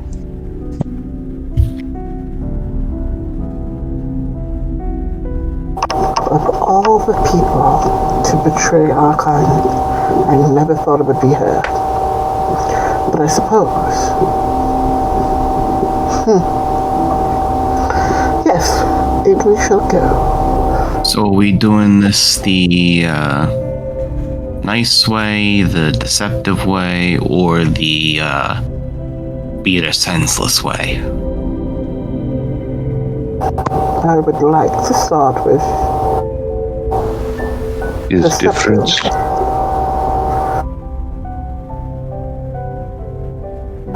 Saving Peter senseless for last regards. Or last. If all else fails, beat her senseless. If we can coax her out otherwise, then we'll go that way. Alright. Lead the way. And Muzan will don his usual disguise because probably shouldn't be walking around looking the way he does without at least a couple layers of facial coverings.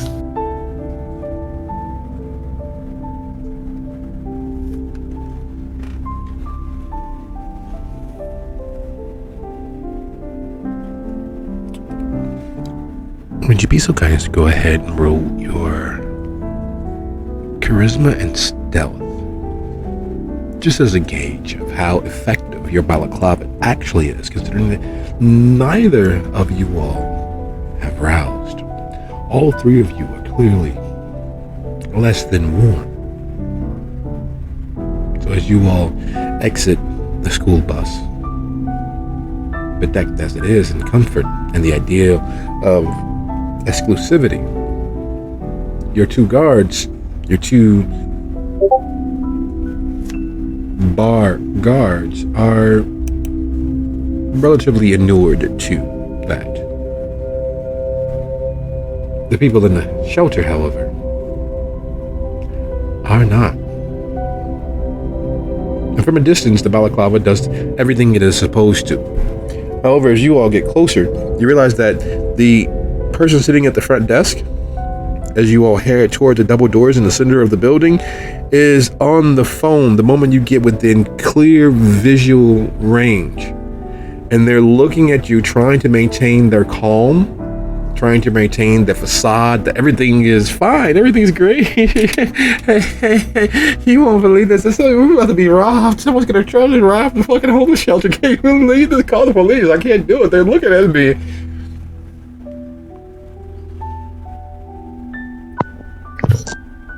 Is to hang up phone now.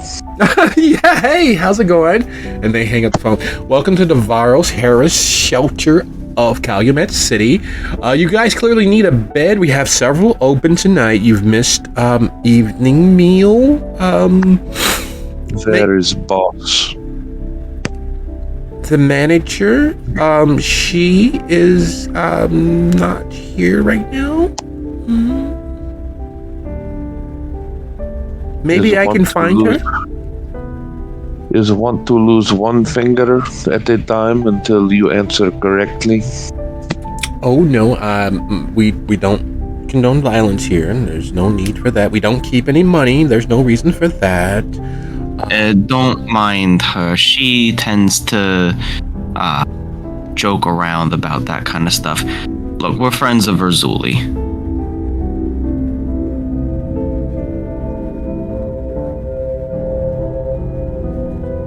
There's clear consideration. She is clearly doing some advanced algebraic formula to form the basis of her calculus, and it keeps coming up with the wrong number.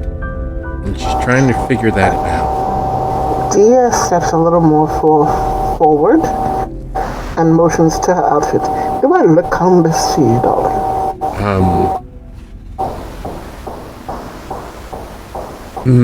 Ma'am, I don't want to misgender you.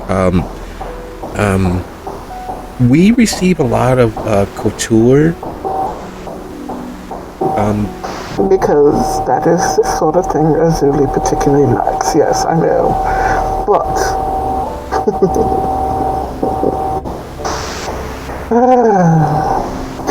the longer we stand here talking to you, the longer she's going to be waiting to hear the news I have for her, and I'm sure she'd be fairly disappointed.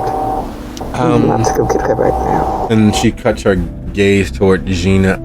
I need to call her. Please. It's fine. We will announce ourselves.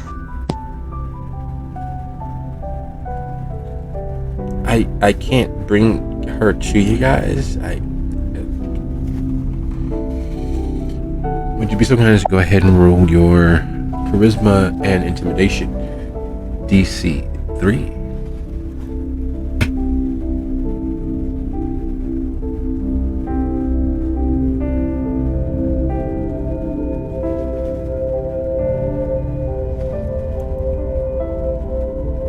Does my specialization in stare downs apply?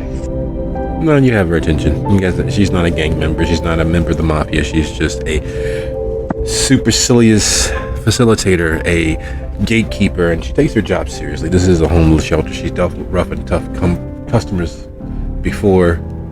She's even gotten them to kind of defend her on occasion. Unfortunately, fuck are they right now?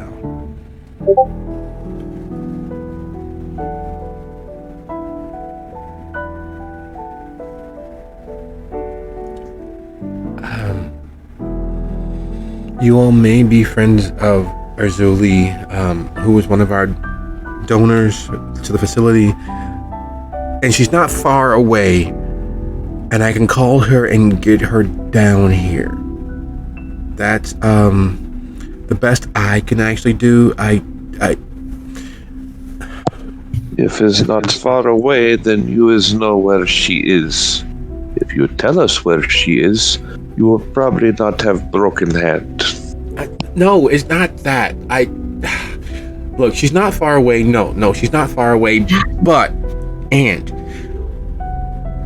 Arzuli comes down. No one goes up. The elevator officially doesn't even go up to the top floor. We only have 5 floors, and it only goes to the 4th. After that, you need Arzuli's password and her code, and only she has it. I'm sorry. Partway through that, Gina slams her fist down on the girl's hand. Fuck! Oh, look! I'm being honest.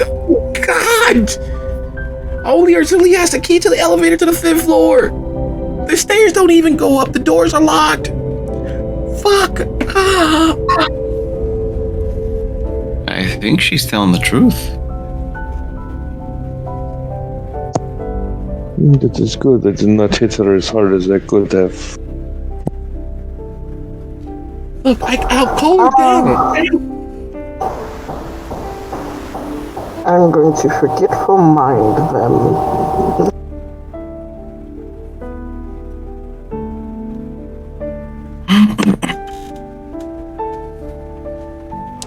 I'm chuckling. You're going to make her forget her hand hurts?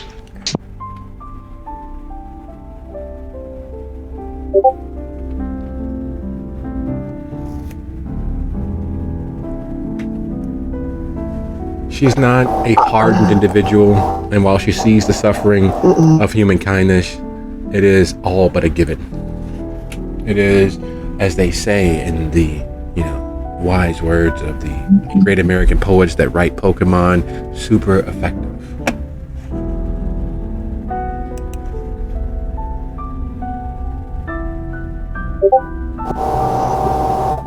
Yeah, so basically, with getting her to forget, it's more like you slammed her hand in a car door,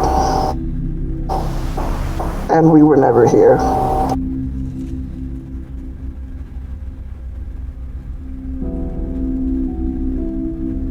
As they head for the elevator.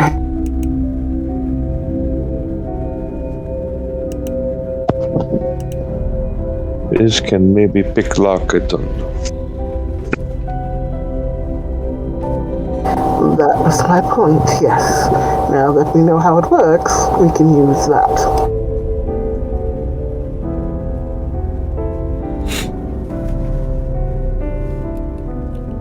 So taking the elevator to the 4th floor. which is as far as it goes. You all exit out into the 4th floor and realize that you all have exited out into an actual temple. The marble adorning the walls, the inlaid marble tiles, the soft flickering lights of the electronic candles, making the entirety of all of that cold, hard marble seem far warmer than it otherwise would. It's not a bank, but it is definitely a place where there's the immediate feeling of being in the Holy of Holies. It's like being at a catechism. It's like being at a baptism. It's like being at one of those large, big religious ceremonies for Easter or Passover or Purim or any number of where everyone is pouring out their faith and their fellowship, and you can feel it vibrating around you.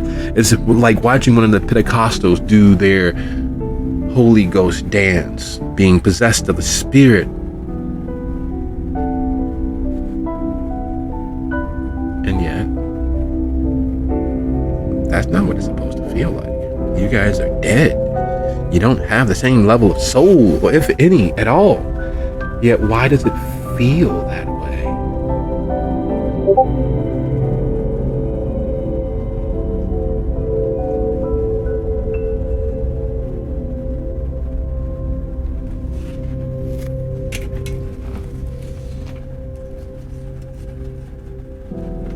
What tools do you all have to pick locks? I'm sure Gina has something, being a career criminal.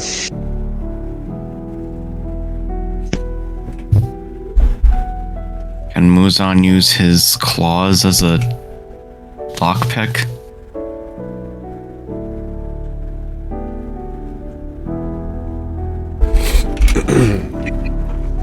So as the myriad of ideas are going through you all's head, and you're looking at it's literally walking around an unmanned temple at this point, because many of the worshipful have not made it this far. Many of the worshipful, many of the Baham have not quite made it to the facility yet, because it's not quite up and running. It is running, but it's not at maximum efficacy. And then getting to the lock, getting to the closed doors which lead up to the 5th floor, out onto the roof and into the mansion sitting atop the building is another matter entirely. As you look at the lock, this makes no sense. Why would someone invest? Why would a kindred invest all the money? Because locks only keep out honest people. Gina, would you be so kind as to go ahead and roll your strength plus brawl? Your DC is 4.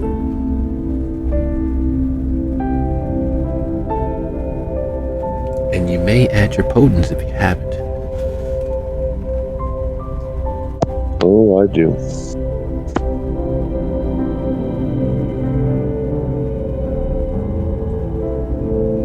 Looking at the level of intricacy and complicated technological and mechanical redundancies in the lock is literally like looking at a chastity belt on your soul. It is horrible, the idea of it.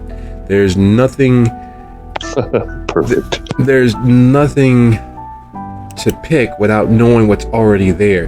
The numbers in the keypad rotate and move at random. The lock mechanism itself is L-shaped. You've seen similar at banks where the actual turn key only turns the gears inside for the next portion, but will only open if you have the right key to begin with. It's frustrating. It's aggravating. Why? And in the middle of trying to figure it out, how to stealthily and easily break the lock, Gina decides the one way that always works. She puts foot to door. She puts shoulder to jam. She rages through the door, because while the door itself is designed to keep people from getting past it, the door jam, the wall is not marble. was merely tiled in marble. The door is secure, yet the jam is that secured aluminum. Most people would never attack the door jam, but the beast doesn't care for such niceties. And as one thing leads to the next, as one slam causes the floor to reverberate and the sound of the door being kicked in echoing off the walls, you realize it's not the door itself that's giving, but the frame that holds the door in place. The plaster and wood beneath, the aluminum 2x4s used to build out this space, buckling and crumpling under the raging fury of Gina.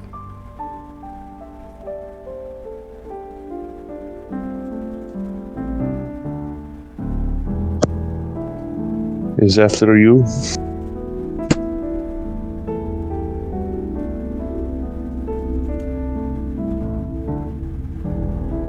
She says with a fangy smile. I missed you, Gina.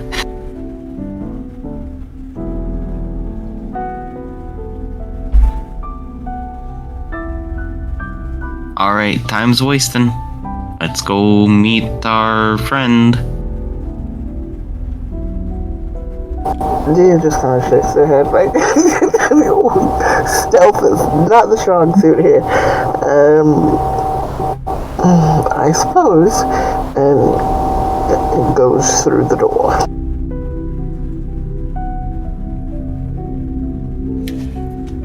The 5th floor was a bastion. It's a promise. It is everything one would expect in terms of being in the Holy of Holies. It is everything one could expect, and yet there's some clear facet missing. There should always be nuns. There should always be deacons. There should always be... And it's not. There's not. There's no one there. And as you all make it out onto the roof, and you realize that the roof has been made as the grounds of a mech mansion, which is what this is, atop an apartment building. Urzuli has had the vanity to build an actual mansion. There's green spaces, and while the hedges aren't 6 feet or 8 feet or 10 feet tall, you can tell that they will be eventually. They're manicured within an inch of themselves. And inside the soft tinkling music of a party in motion, you see several people partaking of this quiet moment. There's those who are castigating themselves, beating themselves across the shoulder and about across the back. There are others who are taking bats to others. It is an excess of self and mutual harm get driven towards the goal of losing oneself in the moment. It is for that ecstatic release of endorphins and oxytocin from the scarification. It is the strangely religious idea of beating the evil out, or beating it in, as the case may be, because none of the wounds are bleeding like you would normally expect. You see 5-6 people who should be leaking profusely, but much like all kindred, they're actually dead. So the vitae, if it's not roused near the skin, doesn't cause as many stains or leakage. And you see Urzuli there in the flowing diaphanous gown, the light radiantly making her skin glow, and clearly she is the center of attention as all of these other 6 to be exact kindred beat, harm, and destroy themselves in pursuit of their worshipfulness, in pursuit of achieving that state of release. And she is absorbing all of that energy. She is holding all of that focus. The light seems to be following her as she moves from one, laying a hand on one, kissing one other's cheek, and otherwise administering to her flock.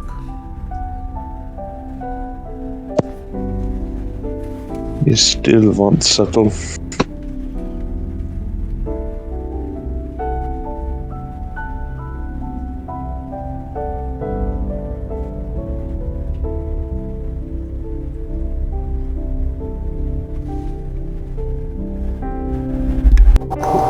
Dear, watching all this, yes, there is a streak of jealousy a mile wide here, but at the same time, she's a little bit disgusted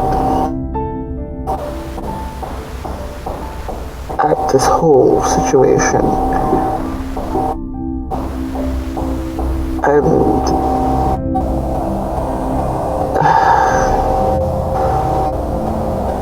do you really want to have to fight all 6 of those kindred? They have bats and such. We just want to take her.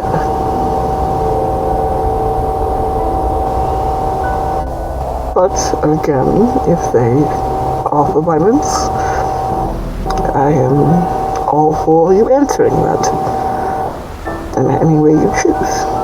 But please, let us first try diplomacy.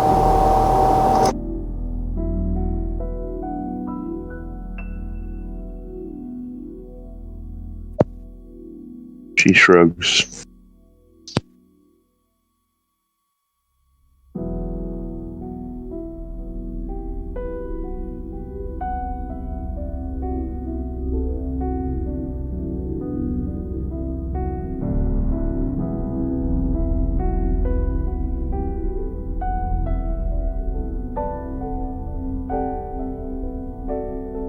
Squaring her shoulders and holding her head high like she belongs there, because that is one thing she learned about her clanmates, is if you behave like you belong, then nobody questions you.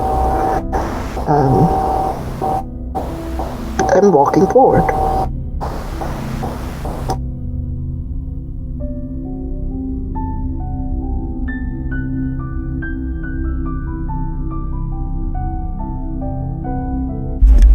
Like only the truly vainglorious and proud, or at least door isn't locked. The security downstairs is more than enough to keep anyone else determined away. And most kindred don't make it a habit of just barging into places that they don't know what's happening inside. That's a good way to accidentally be a risk, be a potential breach. Yet as you all stroll in, the unlocked door up here, some of the eyes beginning to glaze over with that almost there, just a little further, just a little more, a little harder, a little faster. We're almost, some of them begin to slow down as you all don't look the part. Mizan's in a balaclava. Gina is dressed in her street royalty best. And then Dia is a known quantity amongst the Toreador. He is a known quantity amongst those closest to Razuli, the surviving members of the Grand Temple that was in the city proper. So there's a few. Wait, is that?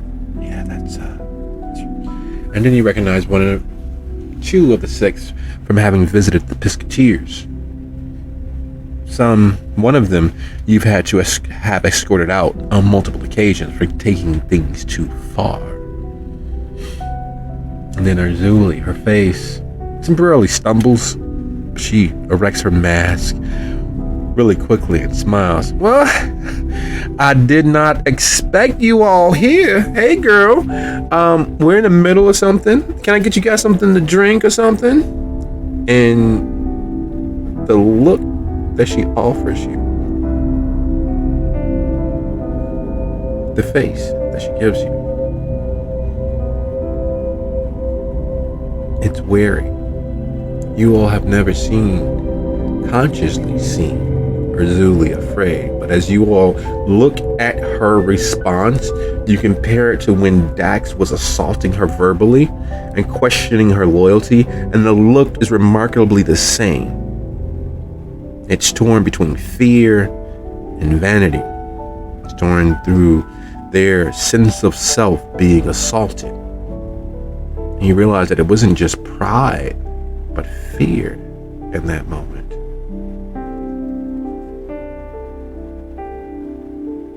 And like a ripple from a stone thrown into a river, it begins to echo out into church members, because that is what they view themselves as.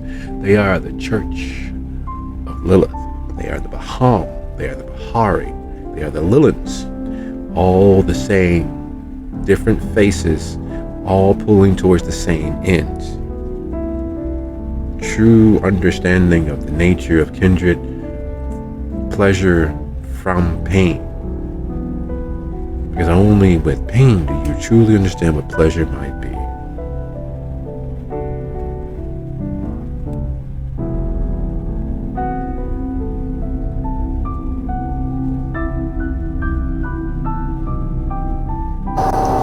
Dear smiles, her most winning smile, looking at Azumi. I see things with Decibel are going well. He has allowed this wonderful place to be built.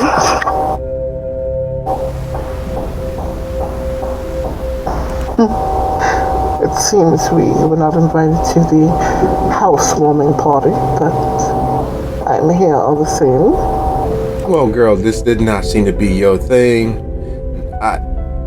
Look, we are in the middle of something. I do apologize. Normally, I'd be far more better of a host if I had known you were coming, or that Amanda downstairs would have let you all up. However, let's me escort you upstairs to the second floor. We do have a waiting room where you all could rest your heels and cool your jets. Right this way.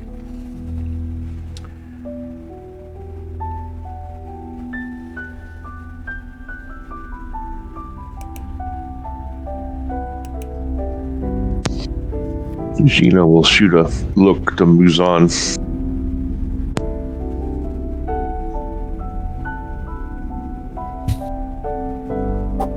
Dia kind of leans back into both Muzan and Gina and attempting to make it so that she is very much not overheard, even by Urzuli. I will do my best to keep her busy. You handle down here.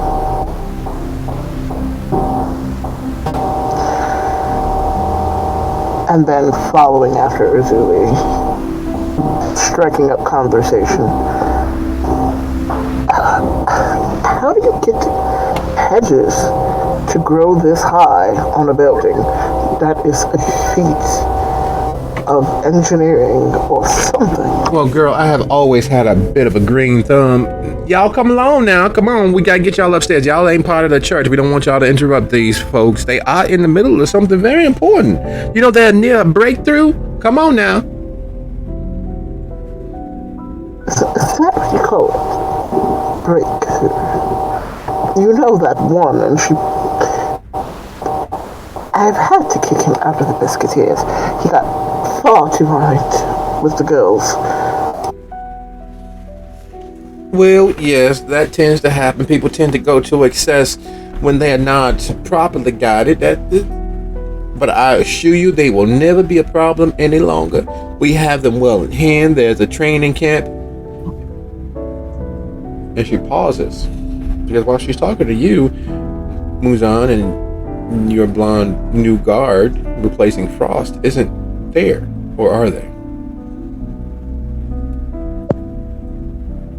Did Dia give us the go-ahead for violence there? Is that what I heard?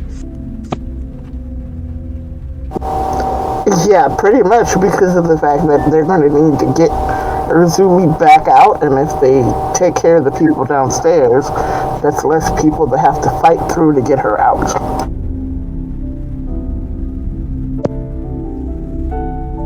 Whichever one of these bat guys looks the scariest, blinks across the room and punches him in the throat.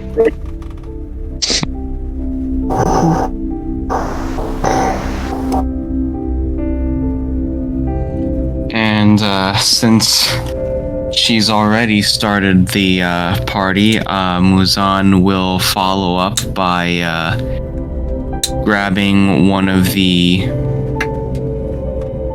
closest people, or two of the closest kindred near him, and just banging their heads together. Would you all be so kind as to roll your strength and brawl? And while that is happening, Definitely gonna throw up potence for this, or prowess for this. sounds like a plan. And while that is happening, Dia, would you be so kind as to roll your manipulation and subterfuge contestedly against the Grand Priestess of the Bahari?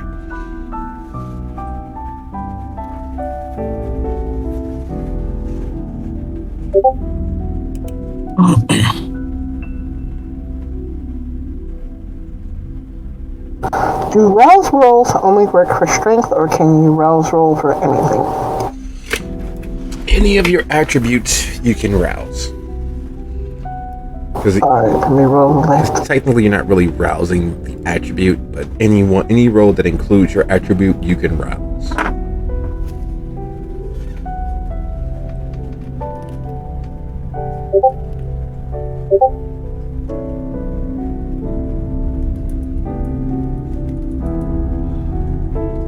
You said strength and brawl, right? Yes. Ooh, does a specialty in grappling apply here? Yes. Excellent.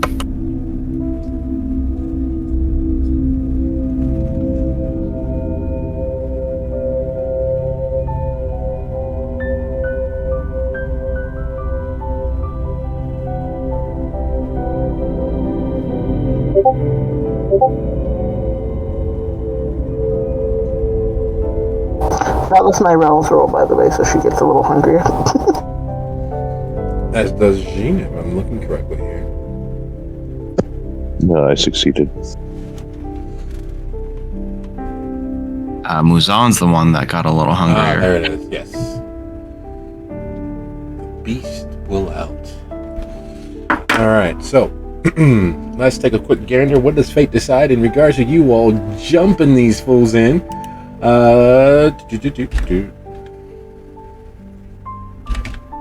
You know what? Muzan's gonna roll some willpower on this roll.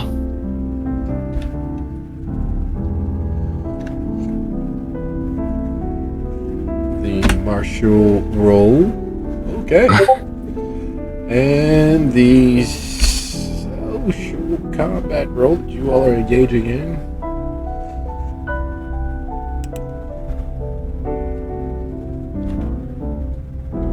No, I don't have a difficulty. You said it's contested, right? So I'm just going to put 0 difficulty to roll as high as I can. Yes. These aren't mortals for attacking, right? No, they are not. Well, then lethal body will apply to the throat punch. Unless they're wearing armor.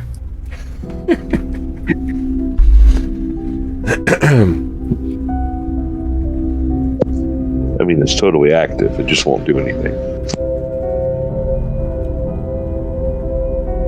Outcome of 1 and outcome of... Alright, so you all shouldn't be this lucky. That's the only way for it to make any sense. Luck has to be playing some part here. Fate has to be lending a hand. Because in the matter of a few seconds, Dia is able to pull the wool over Urzuli's eyes long enough for the carnage to begin in full. And these are kindred that enjoy pain. They enjoy that ecstatic release of the surcease of their pain, the pleasure that comes from all of those endorphins and oxytocin being released, even as diminished as it actually is. And kindred, what they are doing to themselves is in and of itself designed to elicit a pained response. Because on the other side of that, there's heaven. On the other side of that, there's salvation. And you all, in a matter of seconds, manage to overcome their enjoyment of harm and pain and the release and the mental connection with the chemicals that no longer are produced by the body. Because there's a mental point where the memories of that take hold. There's a point where The light shines through all of the red haze. The beast is quiet, and that is not what happens for them. In the midst of nearly getting there, in the almost crossing that boundary and reaching that promised land on the other side, you all show up like beasts. You are not the fox in the henhouse, you are wolves. You rend and tear and massacre and destroy and prevent them from getting to the other side. And Dia is able to, just long enough for Urzuli to come on now and look back as you all are heading up the stairs to realize what is happening. And the shattered look, the ferociously shattered look of betrayal that falls over her face. There are vitae-tinged tears that begin welling up, and then just as quickly is replaced by the full rage of her beast. A seldom seen occurrence, because even at her most visceral, Julie has managed to keep control of that ever-whispering portion of herself. And now, the mask is off. And now, battle is truly joined. Because whereas before she was willing to extend the courtesy of hospitality, and whereas before she was willing and able, she's no longer willing. She is no longer able. It is on like Donkey Kong. And as she lunges to eviscerate Dia, both in body and mind, and Gina throat punches an individual who hacks and coughs and attempts to lunge forward, placing his own hands around her throat to return the favor, though with more force and more focused attention. Having slammed his two targets together, Muzan realized that there is a change. They are responding to the emotional state of Urzuli. And what was once a rout, clear-cut, easily obtainable route, has now turned into a pitched battle as they are seeking to sink fang, to lend knee, to strike with their elbows, to rush towards their grand high priestess and protect her with every means they can. What are you all doing? Well, Dia has no intention of letting Urzuli lay hands on her. She is going to dodge and move, leading Urzuli back towards her compatriots for help. Excellent. Would you be so kind as to roll your composure plus resolve?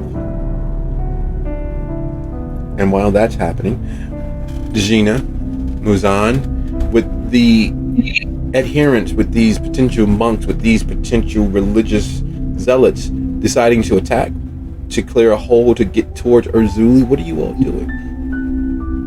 So it's clear they're out for blood, right? Yes. Muzan is going to extend his claws and let the carnage begin. Can I add fleetness to my roll?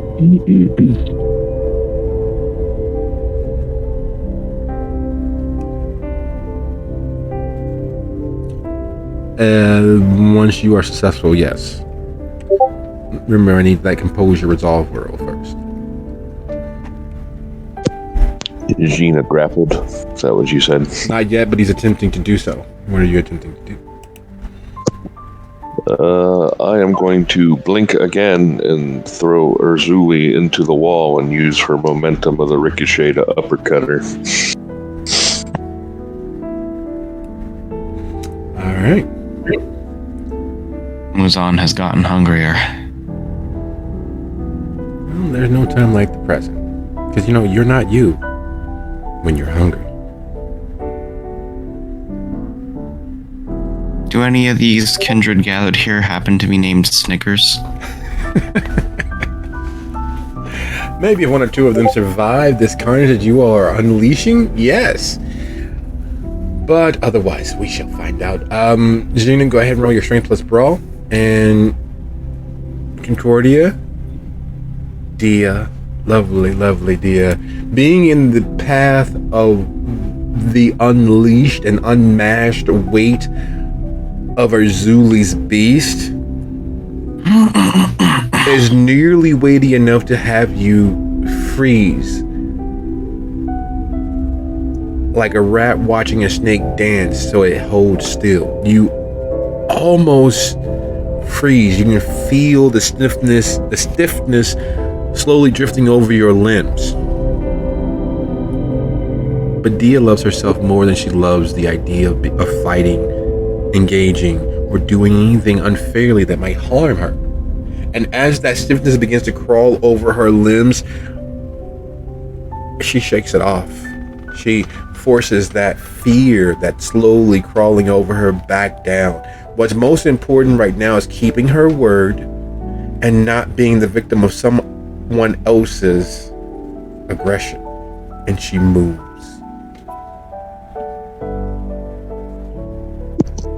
Can I arouse strength for this? Yes. And do you need me to roll for combat again? Yes.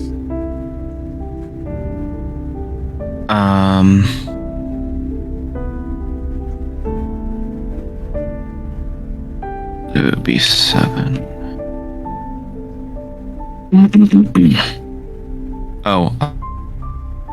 With Bloodhound, would I be able to tell which kindred here has the tastiest smelling blood? No. They are in the middle of a fervent exercise and bloodletting themselves. They haven't had the opportunity to feed as of yet. Much like the painted lady, they starve themselves so that when they head downstairs and they get their fill, the pleasure that occurs will be most succinct. All right. Then, in that case, he's going to take a guess at which one would be the tastiest and will focus on slaughtering the rest.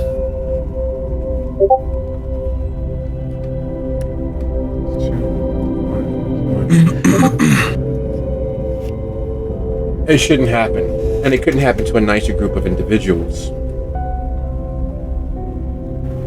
Oh, that's not good. The beast rouses even more. Your hunger... Well, there's no other way to say it. Your hunger begins to grow excessive. Instead of whispering and cajoling, it is demanding. It is pushing the boundaries of your control and grip on yourself in the moment. And guessing which of them might have the most vitae in their system, it's fairly easy. It's Razuli. It's the Queen Mother, who doesn't need to go to as many links. And as Dia dodges out of the way, as Xena suddenly appears there, it is a slaughter. It is a rout. There's no ifs, ands, or buts about it. Your mutual combat experiences, both physical and social, outclass and outmatch those few individuals here. There's no way that they will be able to withstand the hand of fate being guided by your actions. It is a foregone conclusion that they will receive all the pain that they wish and so much more. And as you all tear and rend and destroy the Temple of the Baham before it fully sets into Thornton Township, before it truly settles into Calumet City. To say that it's over quickly would be an understatement. To say that they were outclassed and outmatched, I've already done that. You all are able to see that. It's not the grand body it once was, with all of its adherents in the Chicagoland area. And as you lay Razuli and her followers low, there's an old passage that the consequences of sin are death. And Razuli, in her actions to rebuild what was taken from her, committed the most atrocious of sins. She underestimated her enemy, which was every single solitary kindred in the Thornton Township area that willingly joined the Voivode's mission. Every kindred betrayed the idea of freedom that she was attempting to engender. Every kindred. And she underestimated them all, because it is just a podunk little space outside of the grand stage that is Chicago. And as you harass, harangue, beat, and otherwise demean the Bahari, we draw to a close as you all bring your prize towards Prince, formerly Voivode, Albo, and you help solidify the Tower of Thornton Township with your blood and your effort, your beast, and your skills. And with that thought, I thank you all for a lovely episode. I'll see you guys next time. Good night, everybody. Good night, everyone. Good night, all. Good night. And now we know, turns out it was us who betrayed her all along.